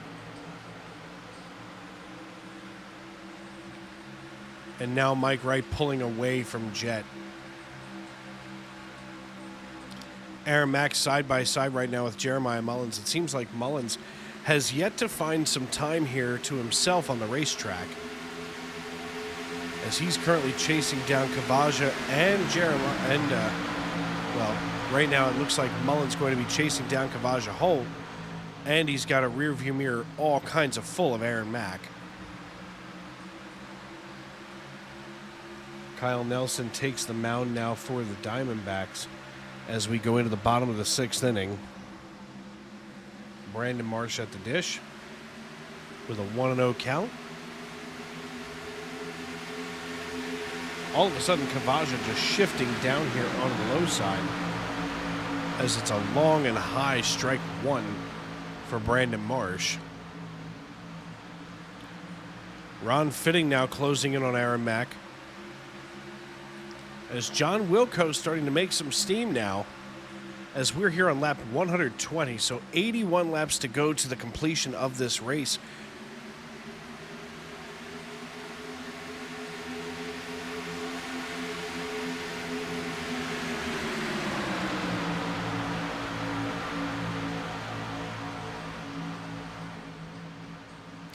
Mike McConville Jr. now with a 4/10 of a second lead over Mike Wright and Brandon Minto.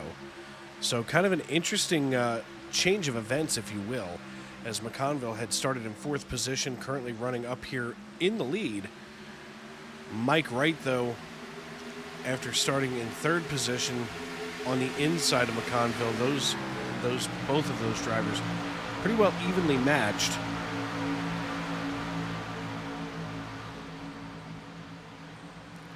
So we're going to look back further into the field. Looks like Jeremiah Mullins making another run at that inside rear quarter panel of Kavaja Holt. Maybe he tries to make a pass this time, as he's getting a good run on him through the center of 3 and 4. And now he gets right on the inside of Kavaja. They're going to be fender to fender coming out of 4, but Kavaja still being the victor, if you will.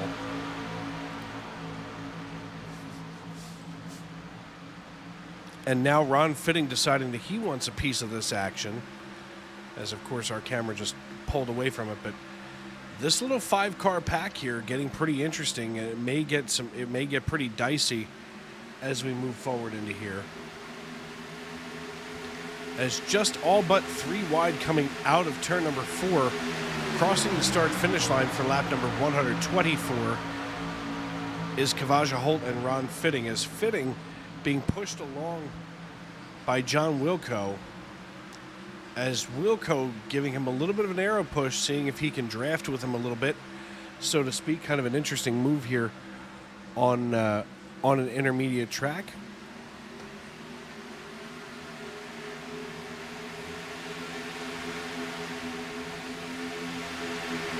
But this is just a dangerous place to be right now.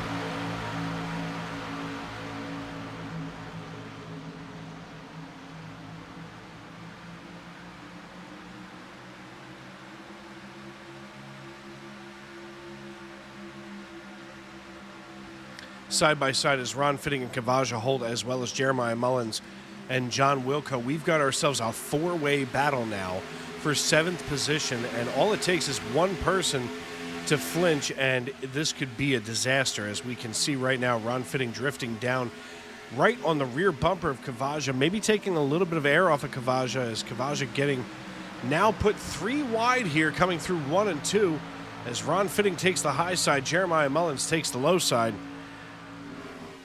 And they are still 3 wide going into turn 3 and 4. Definitely not something that you're too excited to see, so to speak, if you're the driver, but it's always exciting when it's us up here, that's for sure.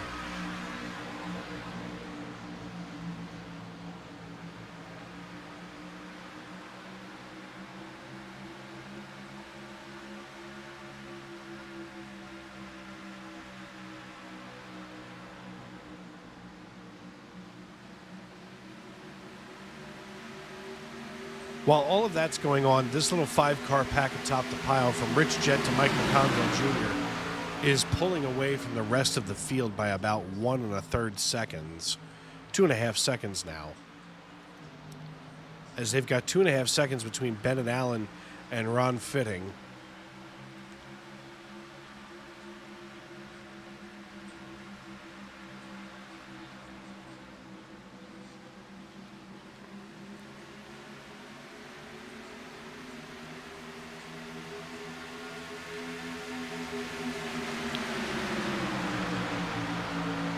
Right now, Kavaja Holt putting his sights right on the rear bumper of Jeremiah Mullins, while Ron Fitting and Aaron Mack are going to go at it hammer and tongs here. Mack starting to look at that left rear bumper and that left rear quarter panel of Ron Fitting as he's looking to get a run here on the entrance to 3. Doesn't pull it off, but he can now see the promised land, so to speak, as it looks like Aaron Mack trying to hold his own.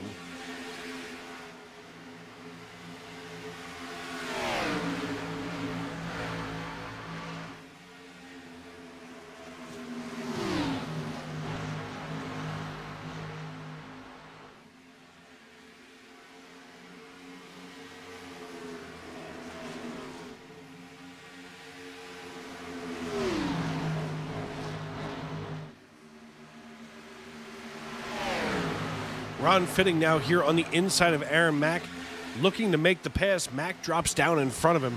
That opens the door for Jeremiah Mullins now to challenge Ron Fitting.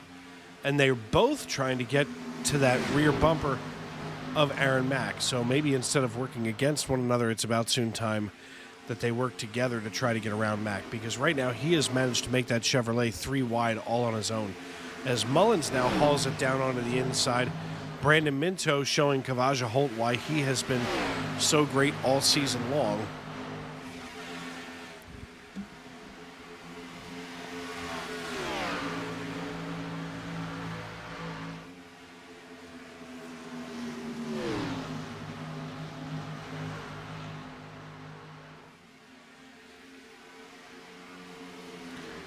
Top of the 7th inning now in South Philadelphia, as it looks like the second half is underway here in California, as the Chargers lining up to take on that Dallas defense. 3 receivers to the far side for Los Angeles, or as Jerry Jones would say, Los Angeles. As we're waiting to see the ball hiked, it's handed off.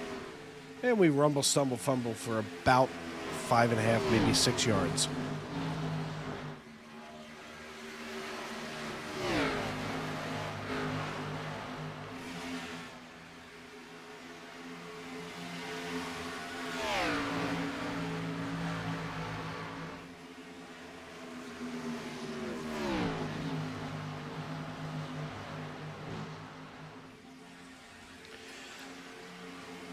The Lot Cleaner Property Management and Maintenance Xfinity Series working lap 134 of 201. We are in stage number 3 right now at Las Vegas Motor Speedway. Dave Regal in the Tony Trapasso Memorial Broadcast booth.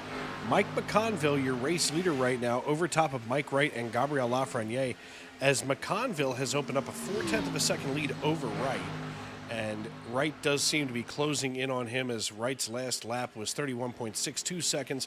McConville's was 31.79, so maybe getting a little slower there as we're here in the twilight of this race. I want to thank everybody for making us a part of your evening, as it's going to be McConville, Wright, Lafreniere, Minto, and Jet, your top 5.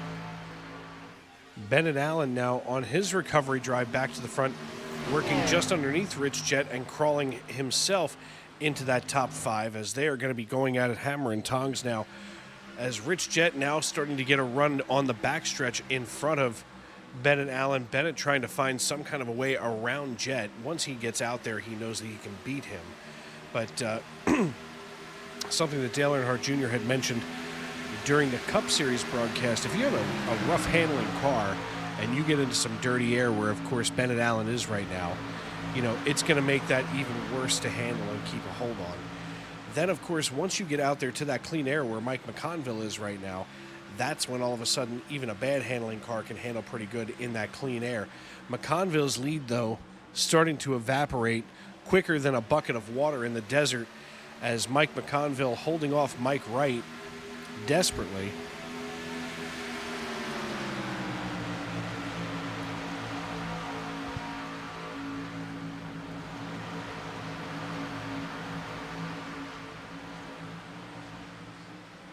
McConville still holding his own.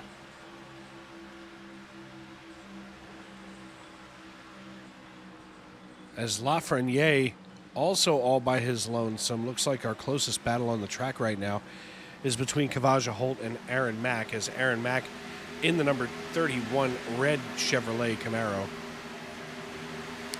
trying to keep it together here.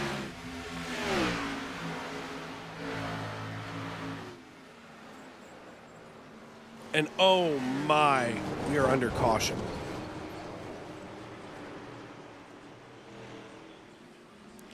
Let's run this back and take a look.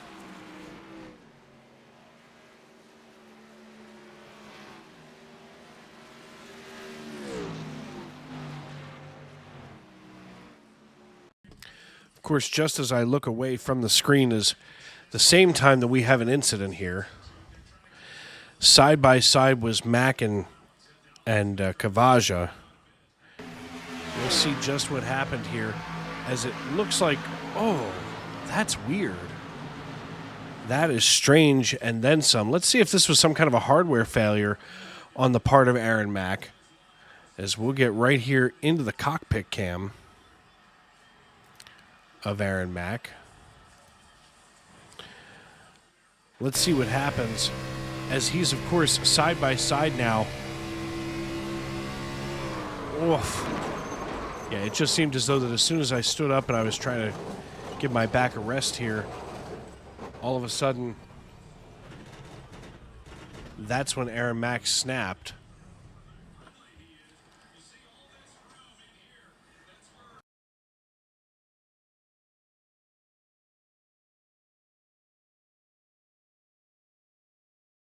We'll see if we can get here right into turn number 1, where we would have seen most of this action happen. Here they come side by side. Keep an eye on the red car, and they just get hooked and pushed around. My goodness. That's weird. It almost looks like Aaron Mack had some kind of a hardware failure.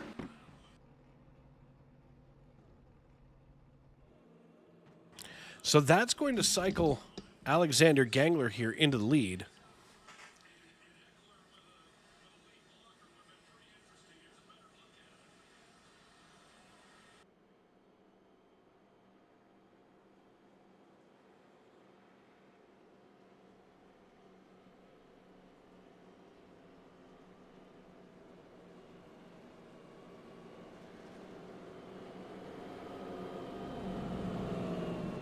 Looks like it may have been netcode as well.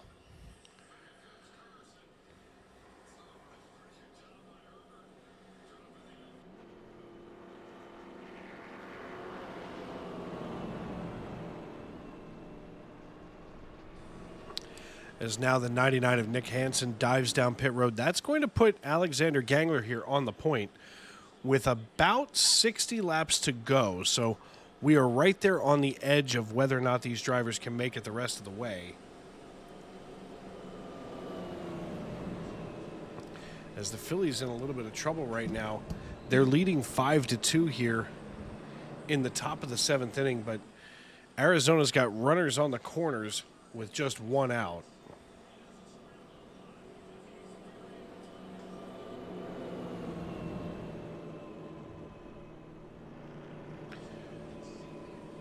As we're just kind of waiting here. Looks like Sir Anthony Dominguez doing the pitching right now for the Phillies, as he winds and delivers, and it's outside for a ball at 98 miles per hour. Full count now. The crowd on their feet at Citizens Bank Park as it is swung on and driven into right center field. Drifting over and caught is Nick Castellanos. Castellanos throwing it in, but that sacrifice fly will score a run and leave one runner on.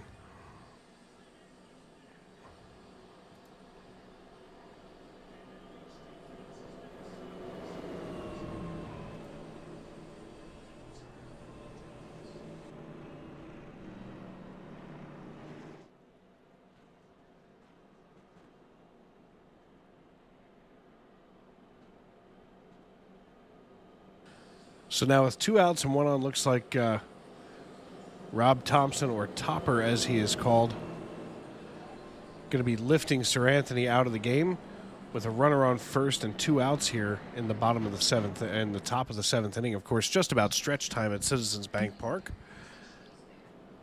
Glad to see a full crowd there, of course. Bennett Allen down here on the apron. Not sure if he's trying to save fuel or what he's got going on. He better not be trying to save fuel, as the iRacing.com pace car lights are out.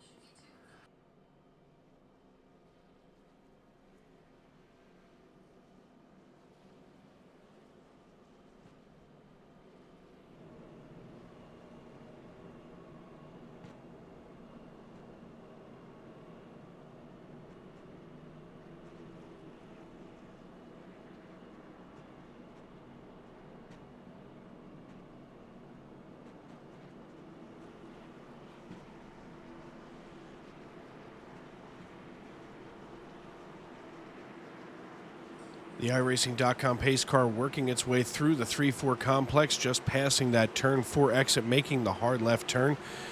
Alexander Gangler up to the race lead on old tires, so this could be an interesting restart. Gangler hits the loud pedal, goes out a little wide here, just in case he would have spun those tires, as they catch their grip and we're back underway.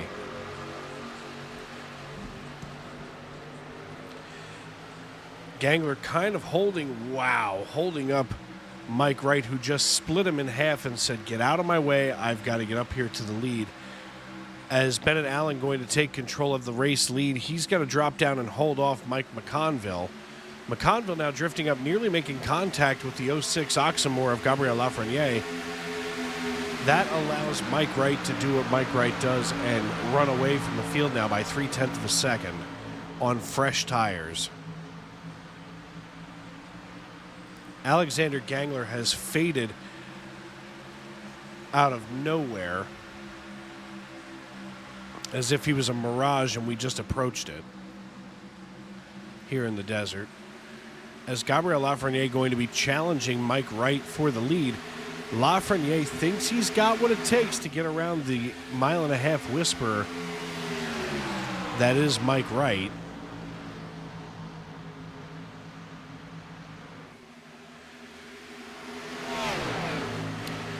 .146 laps in the books, 55 to go now.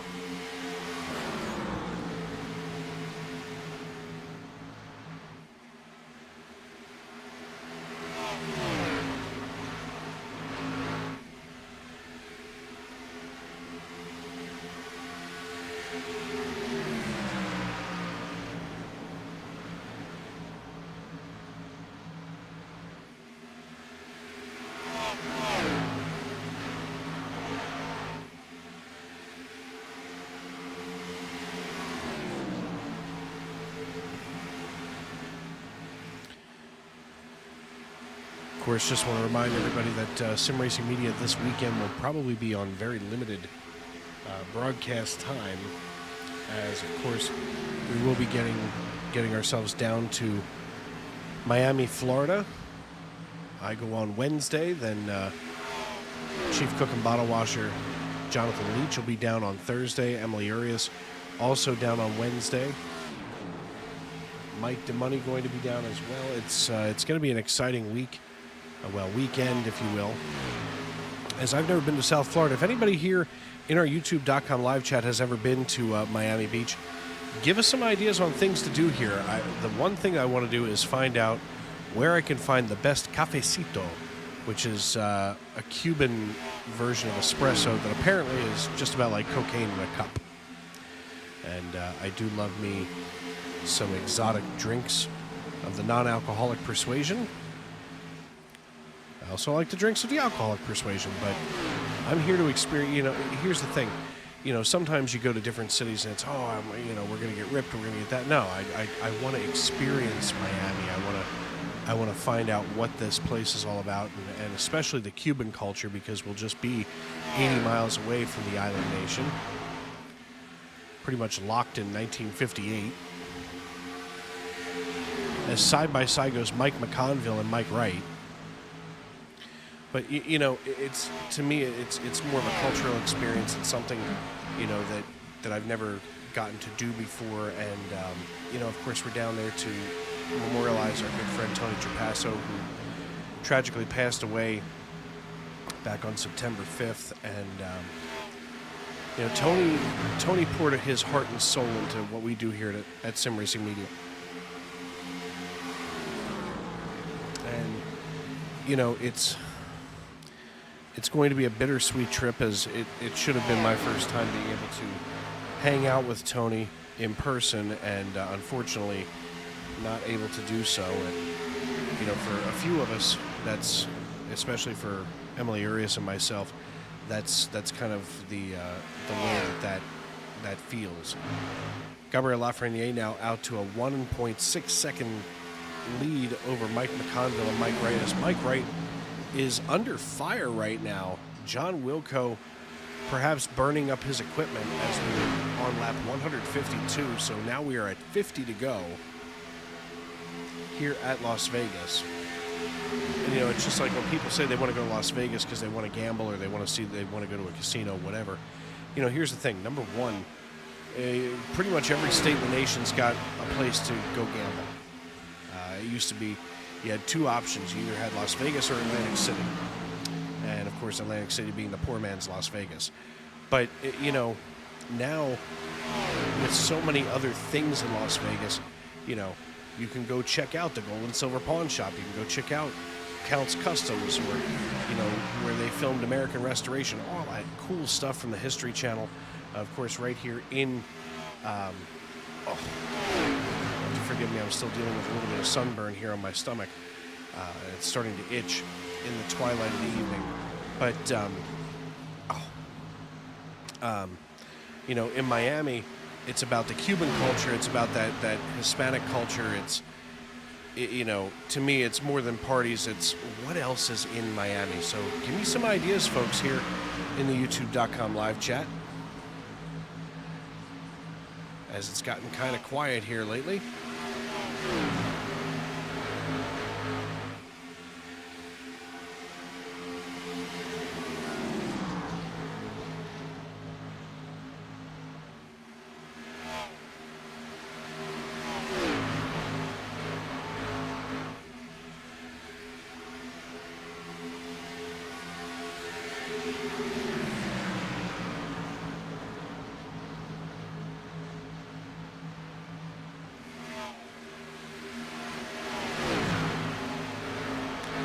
ESPN just had a shot of the owner, president, and general manager of the Cowboys, Jerry Jones, as they seem to be unable to keep him off the camera. But the next shot after that was Jimmy Johnson, who I know has a place down there in Key West. So I'd be curious to see if we could go check out Jimmy's place down there in Key West in Florida. Not really all about Key West, but that's just me.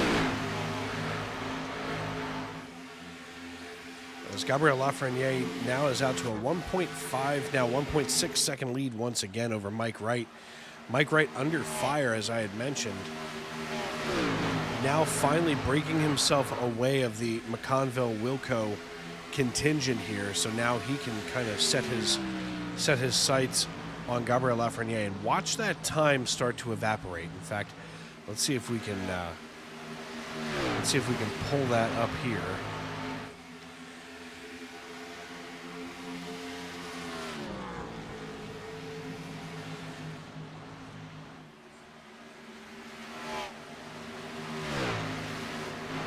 As we're on lap 158. Now watch this time here on the left-hand side of your screen. That's the gap between Lafreniere and Mike Wright.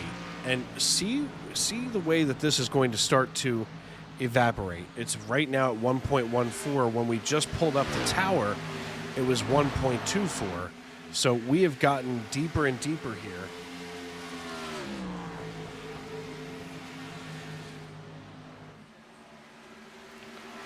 After stretch time at Citizens Bank Park, it's 5-3 Phillies. And on an infield error, looks like Trey Turner going to make it to second base.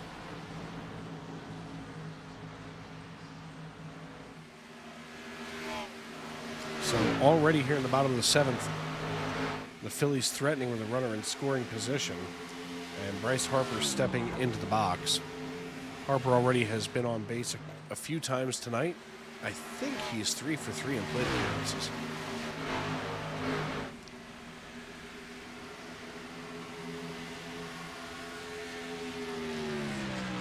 What an attempt as Walker just watched that ball bounce on past him. But now we can see that gap now to 1.09 seconds between Mike Wright and Gabriel Lafreniere.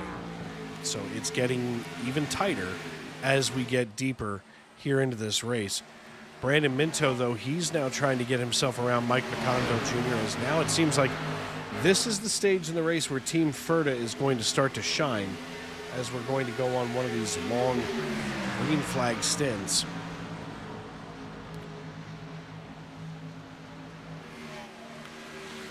There goes Minto on the high side of McConville.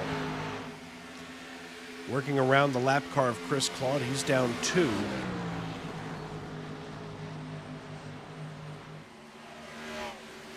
As right now, Bryce Harper has a 3-0 count. Now, for anybody that watches baseball, when you get a 3-0 count, the pitcher is about to throw a cookie right down memory lane here.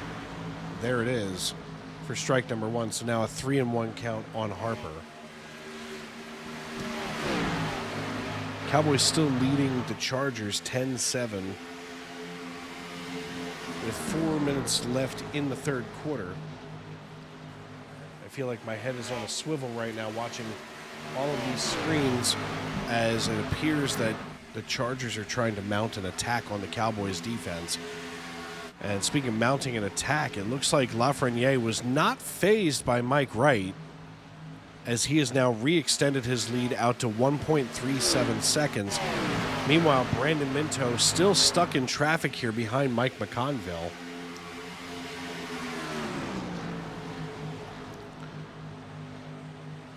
Minto sandwiched between McConville and Mullins. Meanwhile, Kavaja Holt goes side by side with Ethan Ball.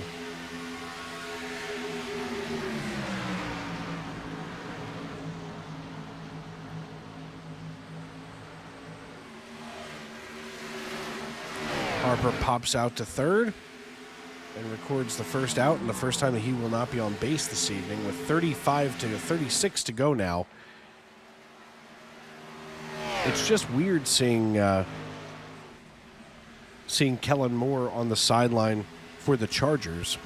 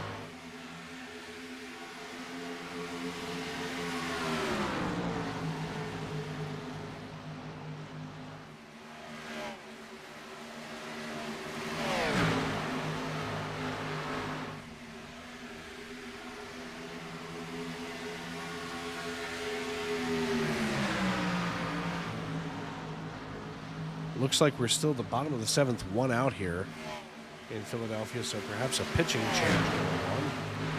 Just trying to get that updated here for you folks.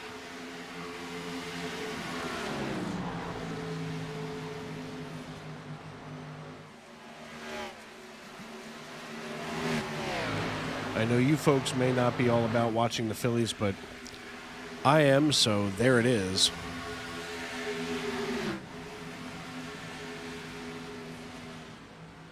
As Gabriel Lafreniere now out to a 2.15 second lead over Mike Wright, who's being closed in upon by Mike McConville and his teammate Brandon Minto. And you almost have to wonder here, is Minto looking to the inside of McConville if Minto knows that he's a playoff driver and Mike Wright is not. So maybe if those two drivers can hook themselves up now with 31 laps to go at the stripe, that maybe Mike Wright can bring Minto here up and battle for the lead.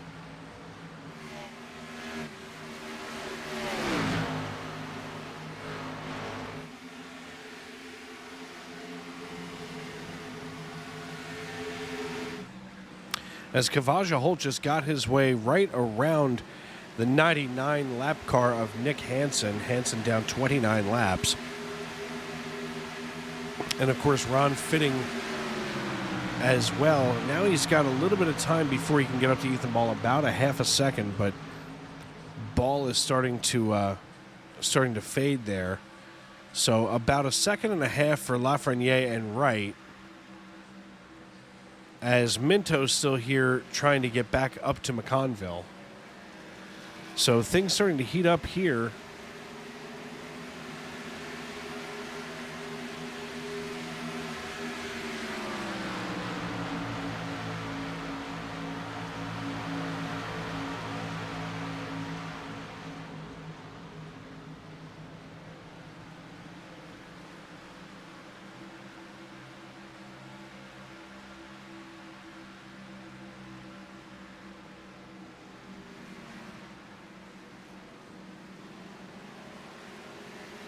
As it's just about time for me to switch screens there as I take the Phillies game off the computer, put it on my phone, because it's just getting harder and harder to pay attention to both at the same time, with a runner in scoring position now for the Phils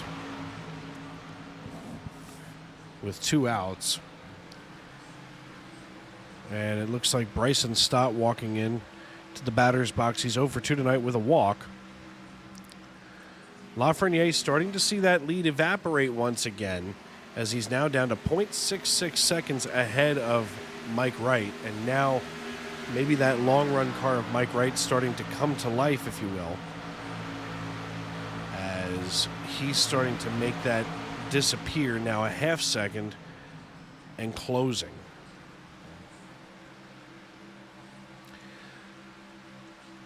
Ladies and gentlemen, we're going to step aside here and pay some bills one last time before the end of this race. I'm Dave Riegel. This is the A Lot Cleaner Property Management and Maintenance Series, Property Management and Maintenance Xfinity Series, live on Sim Racing Media.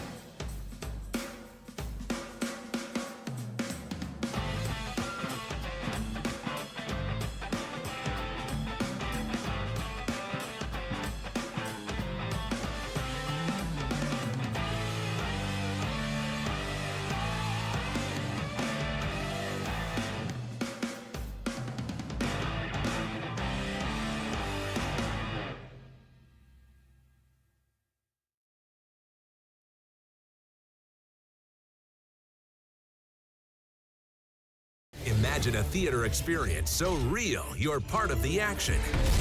Breakthrough technology that shakes your seat at precisely the right moment so you can feel the action on the screen. Choose 4D Cinemas powered by Butt Kicker for the ultimate theater experience. And for the ultimate in movies, gaming, and sports at home, add your own Butt Kicker. A simple, wireless, affordable device that takes just seconds to install. Text the word on the screen right now to receive a special offer. Get Butt Kicker and feel what you've been missing.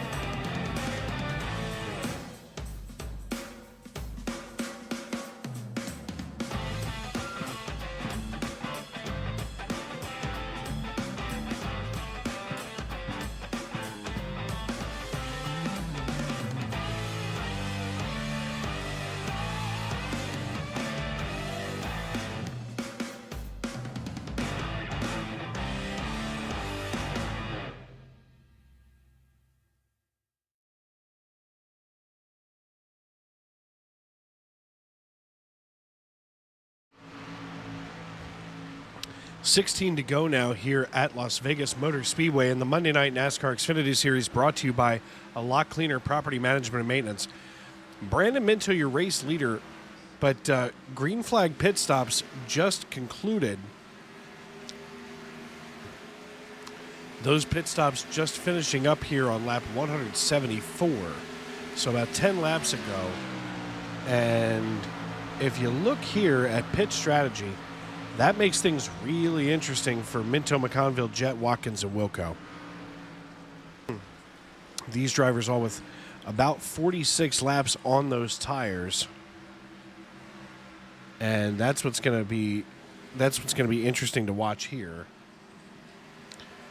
as those drivers now going to be in the sights of folks like Mike Wright, who are still 20 seconds behind Brandon Minto, but 14 to go. The question becomes, does Brandon Minto have enough to get to the end?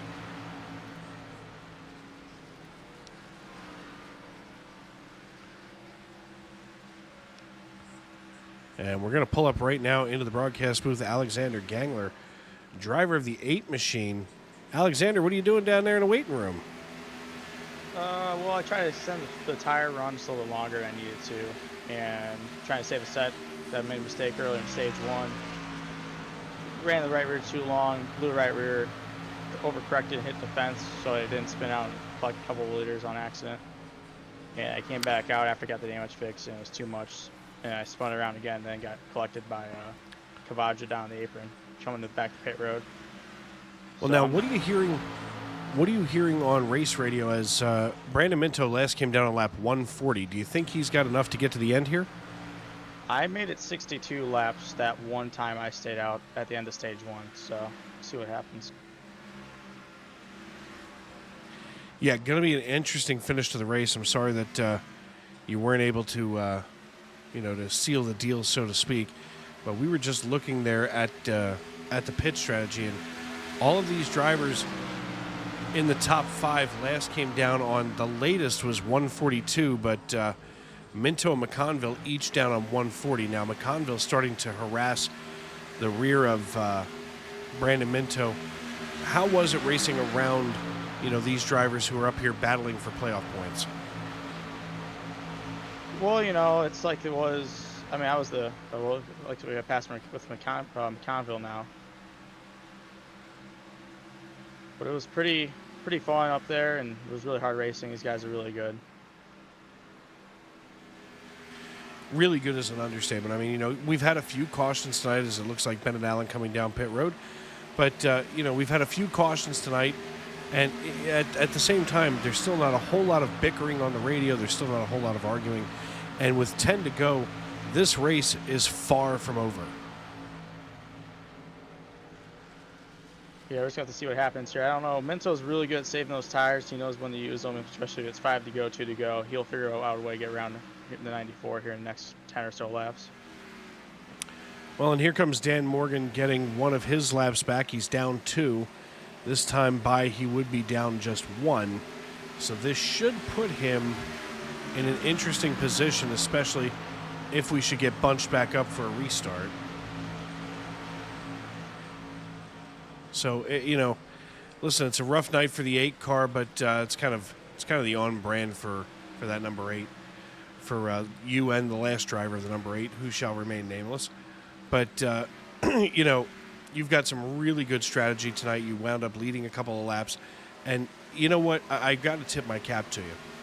When you were out there with much older tires than everybody else, 18 laps you had on it at that point, you were still incredibly competitive on the restart. What was your secret to not, bunching up the field on that restart? Yeah, change up on that in the restart zone.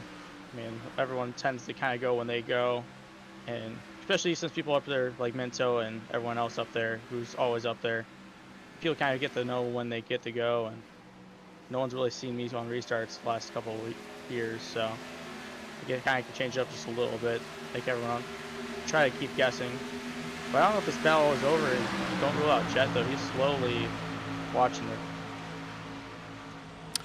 Yeah, Rich Jet is definitely closing in on Brandon Minto slowly but surely. He's bringing along Randall Watkins, who, after a short stint last night, unable to finish that race, as he's got his own stuff to worry about. But it's been a good race tonight, buddy. Thank you for stopping in here in the booth. And hey, listen, there's always next week.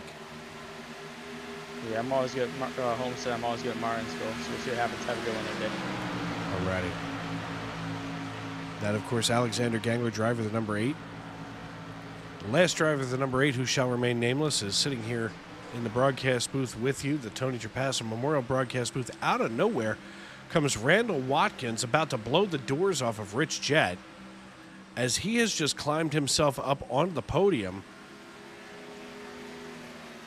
A battle for the lead has broken out, as well as Brandon Minto wants the lead back to see if he can punch his ticket to that championship for John Wilco, coming down pit road now with 5 laps to go. Couldn't make it on fuel. Jet, though, still trying to hold off Watkins. This is quite a battle for third as Watkins gets a run on Jet out of turn number 2. They each came down on 141 and 142 respectively. Watkins on 142. And he's still holding it here on that mid to high line.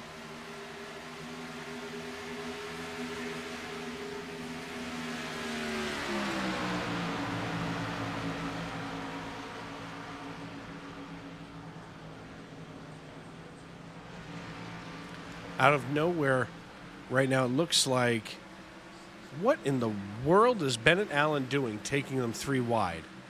He had no business up there. Any other time I would co-sign whatever Bennett wants to do, but he just absolutely wrecked that battle between Jett and Watkins, as now Watkins is coming down pit road. Nope. Yep.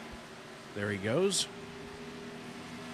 As Watkins figured out that he couldn't make it. That leaves McConville and Minto, who each came down on 140 with 3 to go now. Nothing but time to wonder if they've got enough. Watkins obviously playing it safe. Minto and McConville hoping for a caution where they can quick kill that ignition and coast in neutral for a little bit to save just enough fuel to get to the end. Now going to be battling it out as Rich Jett is in tow. My fellow Pennsylvanian here in the 77 hanging back, watching McConville and Minto as the popsicle sticks in the air. We're 2 to go.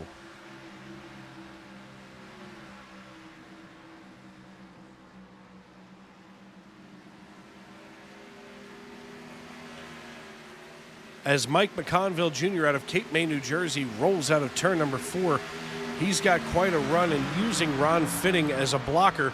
The popsicle sticks go down. The white flag is in the air, and we're racing back to checkers. Mike McConville holding off Brandon Minto with the lapped car of Ron Fitting between the two of them. It looks like he is going to use that to make this a clean getaway here, as he's going to steal one from our playoff driver, Brandon Minto.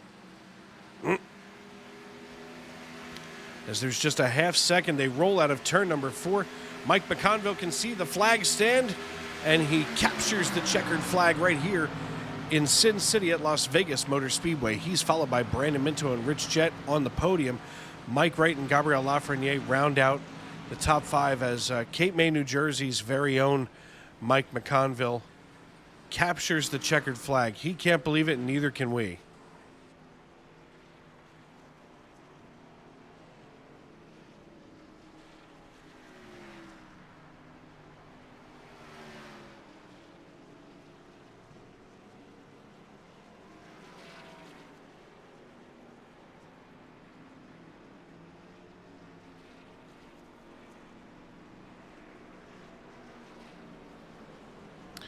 So we're going to get these fellas down here into the broadcast waiting room.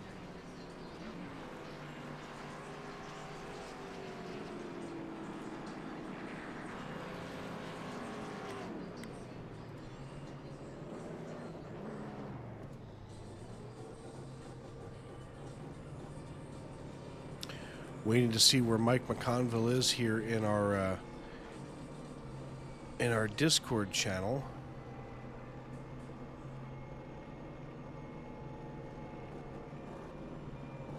Hopefully somebody from the league can show him the way.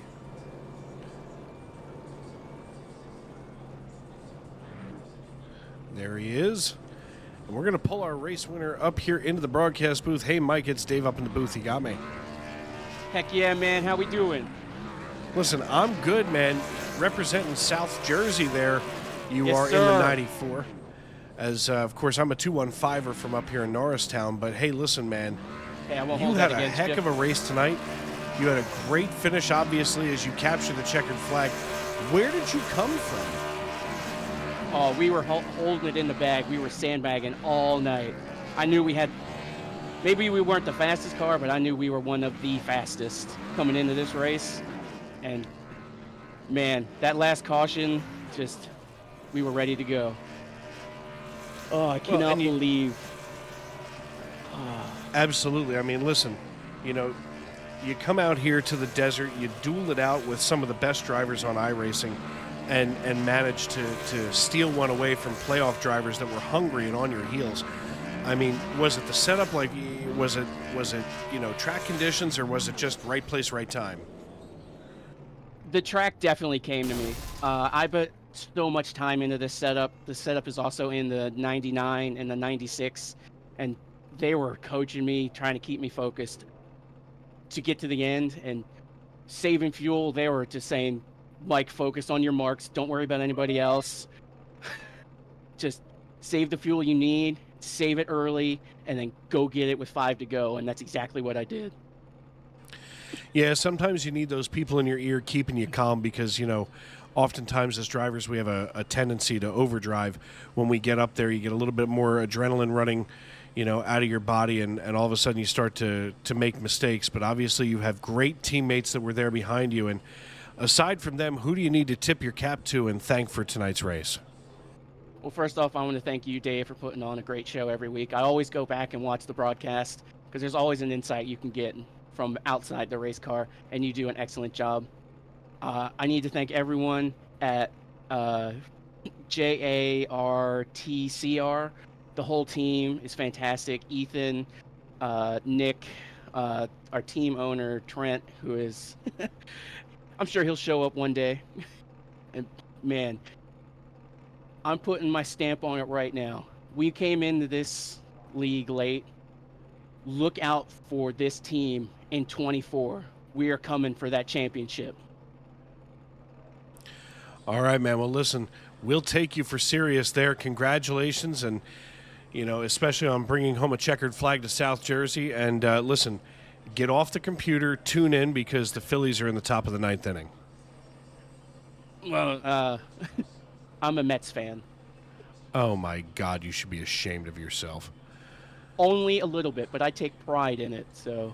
That's all right. Listen, I'm a Cowboys fan. I'm ashamed of it, but I am. So I heard what you were saying when I brought the Eagles car to Texas. Yeah, how dare you?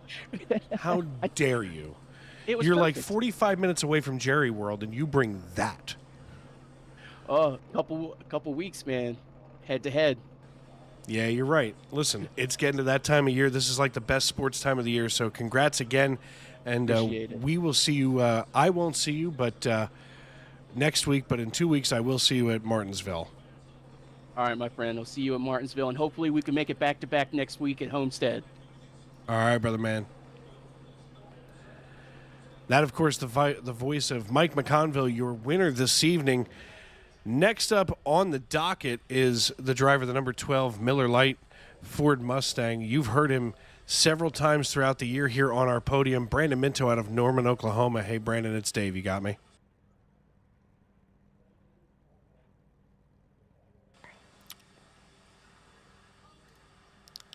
Hey, Brandon, it's Dave. You got me? I got you. Ah, there you are.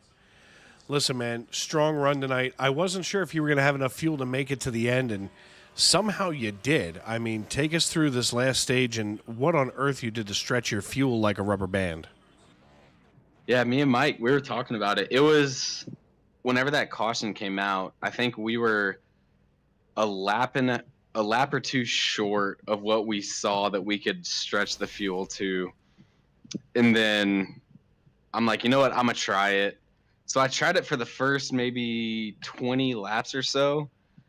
And then iRacing, I don't know how they calculate the fuel mileage. iRacing was showing me that I was like 4 laps short with me clutching, going into every turn and everything. And then whenever I finally said, you know what, I'm just going to drive as hard as I can because I know I'm going to have to pit. As soon as I started doing that, it showed I was only 1 lap short. So I don't know how iRacing calculates all this stuff. So then whoever wrote the math program for iRacing, because I've been in that situation, whoever did that drinks a lot. They gotta be drinking this ice cold Miller Lite like I do during these races. So. You and Uncle Scott. That's right. Yeah, Uncle Scott was tuned in tonight, drinking the Millers with me. But yeah, Listen. these fuel mileage races, I can't stand them, honestly, because it goes from everybody's racing, like the fastest car wins or like the best driver wins, to just whoever can save fuel. And I feel like Mike McConville, like I think he had a very fast car. As soon as he ended up getting the lead, whenever there was no like fuel saving or anything, he was able to hold the lead over Mike Wright and everybody. So yeah. I think he still had a very fast car. And then I'll he tell was you able what, there to were a couple of save fuel too. There were a couple of times where McConville started to grow that lead over your teammate Mike Wright, and I'll tell you what, I was starting to sweat it out for McConville, and of course I'm going to pull from a South Jersey boy, but I'm watching him build that lead, and then all of a sudden it shrinks, and then build it, and then it shrinks. It was almost like, I was starting to wonder whether or not Mike was just kind of toying with him? We both had the conversation a little bit. Like he said he was going to be driving slow to try to save tires if he's able to get to the end of the race and everything, if he's able to save enough fuel. So he was driving slow. And then I think he was on the same page as me where like iRacing, just how many laps more we could go. Because me and him both kind of like at the same time, we're like, oh, we're still showing we're 3 or 4 laps short, so we're going to have to pit. And then Mike's like, all right, I'm going to turn it back on. So I'm going to start trying to catch him and everything. And then he started doing that. And then I just don't even know what, like, I have no clue how I was able to make it. I think that was like 58, 59 laps on fuel when like pre-race, me and Mike, we were talking about it. I think like the best fuel mileage we were showing was like 56 laps. So I was able to somehow save 2 laps in there. Like, I don't know how it happened. Kind of hoping for a late race caution there because me and Mike, we both stayed out in that first stage with that caution that came out. So hoping there was going to be a late race caution in stage 3 and we were going to have that extra set of tires that nobody else had, but it never came. So I still lucked out, still finished second. So I'm not too upset about it. Absolutely. Well, listen, besides Uncle Scott and Miller Lite, who else do you need to tip your helmet to tonight? Yep. Once again, got to give a shout out to my parents tuning in every week, watching all these races. I got to give a shout out to Upside, one of my sponsors. With the rising gas prices, go ahead and not even rising, they're just high anyways. So with the high gas prices, go ahead, download the Upside app, use promo code Brandon 5623344. It gives you an additional discount on your first tank of gas. Got to give a shout out to my brother, his wife out there in Germany, their sons, Winnie and Vinny. They tune in. I know Vinny, his birthday's coming up on the 22nd. My dad's birthday's tomorrow, actually. So sorry, Dad, I couldn't bring you home a win tonight, but I at least got a P2. Got to give a shout out to my good friends. They were tuned in. They were watching. Like, I'm sitting here going through messages. I got a good friend, Addie. She tunes in the past couple of weeks. And then my boy D Stout, he was tuned in. And then got to give a shout out to you for putting on a great broadcast. And then once again, Chris Claude for having an amazing league. And then also got to give a shout out to Mike. Mike, he's amazing. Like, having him coaching me up and everything, like, he helps so much. So huge shout out to Mike Wright. All right, man. Well, listen, congratulations. I appreciate the kind words as always. And I won't get to see you this coming Monday as you guys head to Miami, because I'll already be there, actually getting ready to come home from Miami next Monday night. So good luck next week at Homestead, and I'll see you in 2 weeks over at the Paperclip, Martinsville. Yes, sir. Have a good one, Dave. Have fun down there at Homestead. We'll do our best. And go Phillies. Yes, sir. Final score 5-3 Phillies. Yes, sir.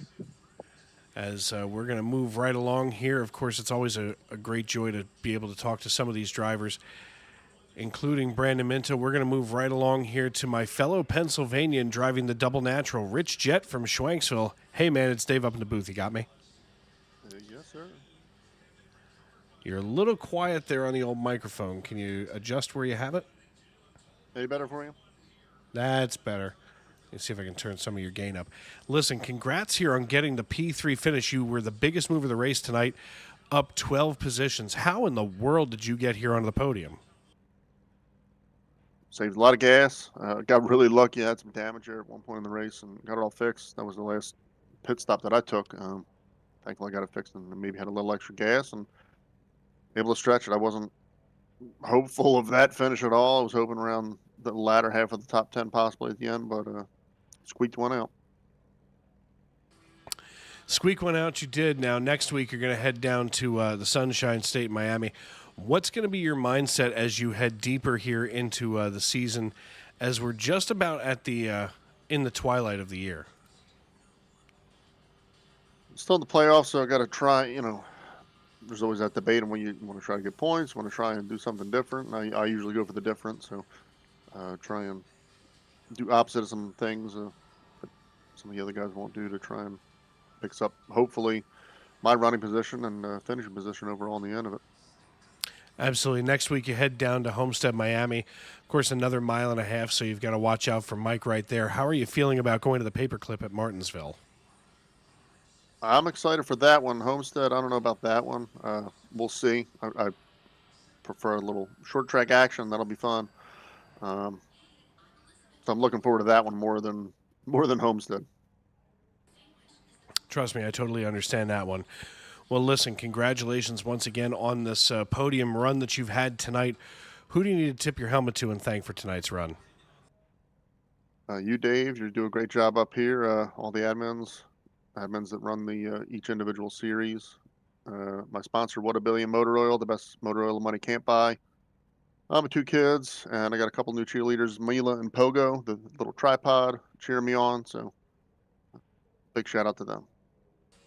All right, man. Well, listen, congratulations. I will see you in 2 weeks, as next week I will physically be in Homestead, Miami. So good luck next week, and I'll see you at the Paperclip Martinsville.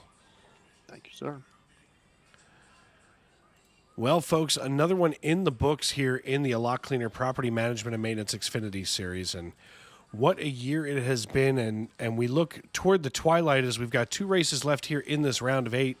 And, of course, then championship weekend in Phoenix for all 3 of our racing series here in the SNN family of racing. And when I say family, I mean that for real. I mean, a lot of these drivers, we've gotten to know each other over the last several years, between myself being on track and here in the broadcast booth. And,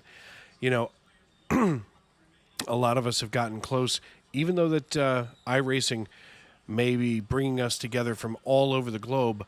It still makes us feel like we're all here together in Las Vegas tonight. So one final look at our results here. Mike McConville captures the checkered flag and brings it back home to Cape May, New Jersey. Brandon Minto joins him on the podium, as well as Rich Jett. Mike Wright finishes in 4th position as Gabriel Lafreniere, our neighbor from the north and our only international entrant tonight, finishes rounding out the top 5.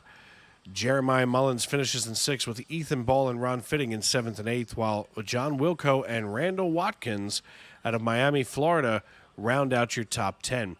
Chris Claude from Fairview, Tennessee, finishes in 11th position, while Bennett Allen finishes up in 12th. Dan Morgan and Kavaja Holt finish 13th and 14th, while Alexander Gangler finishes in 15th. Nick Hansen brings home 16th position, while Aaron Mack and R.P. Allen finish 17th and 18th, respectively, tonight on the leaderboard. So an unfortunate end for some of these drivers tonight, but at the same time, getting a chance here to see Mike McConville in his first win here in the A Lot Cleaner Property Management and Maintenance Xfinity Series is extremely exciting. And you heard him say it right here, folks. Get ready for next year as that TCR racing team ready to rock and roll moving ahead. So I want to thank everybody for making us a part of your evening. The Truck Series is off tomorrow night, but we'll be back next Tuesday. Sunday night, you'll be able to join Frank Marchese here in the broadcast booth as he's going to bring you all of the action from the Homestead Miami SNN Cup Series race, brought to you by Stacy Strong. And next Monday, we will not have a broadcast of the Homestead Miami A Lot Cleaner Property Management and Maintenance Xfinity Series race, as yours truly will be on an airplane and on my way home from Homestead Miami. So I want to thank everybody for the kind words tonight. I want to thank everybody for the support that you offer this league and for making us a part of your evening, because without you folks at home, we'd have nobody to talk to. So for myself, Dave Regal, here in the Tony Trapasso Memorial Broadcast Booth, I want to say thanks for listening and thanks for tuning in. And tomorrow, as you go through your day, remember, you're special. You're the only one like you. You're unique. And that's good enough for me. Good night, everybody.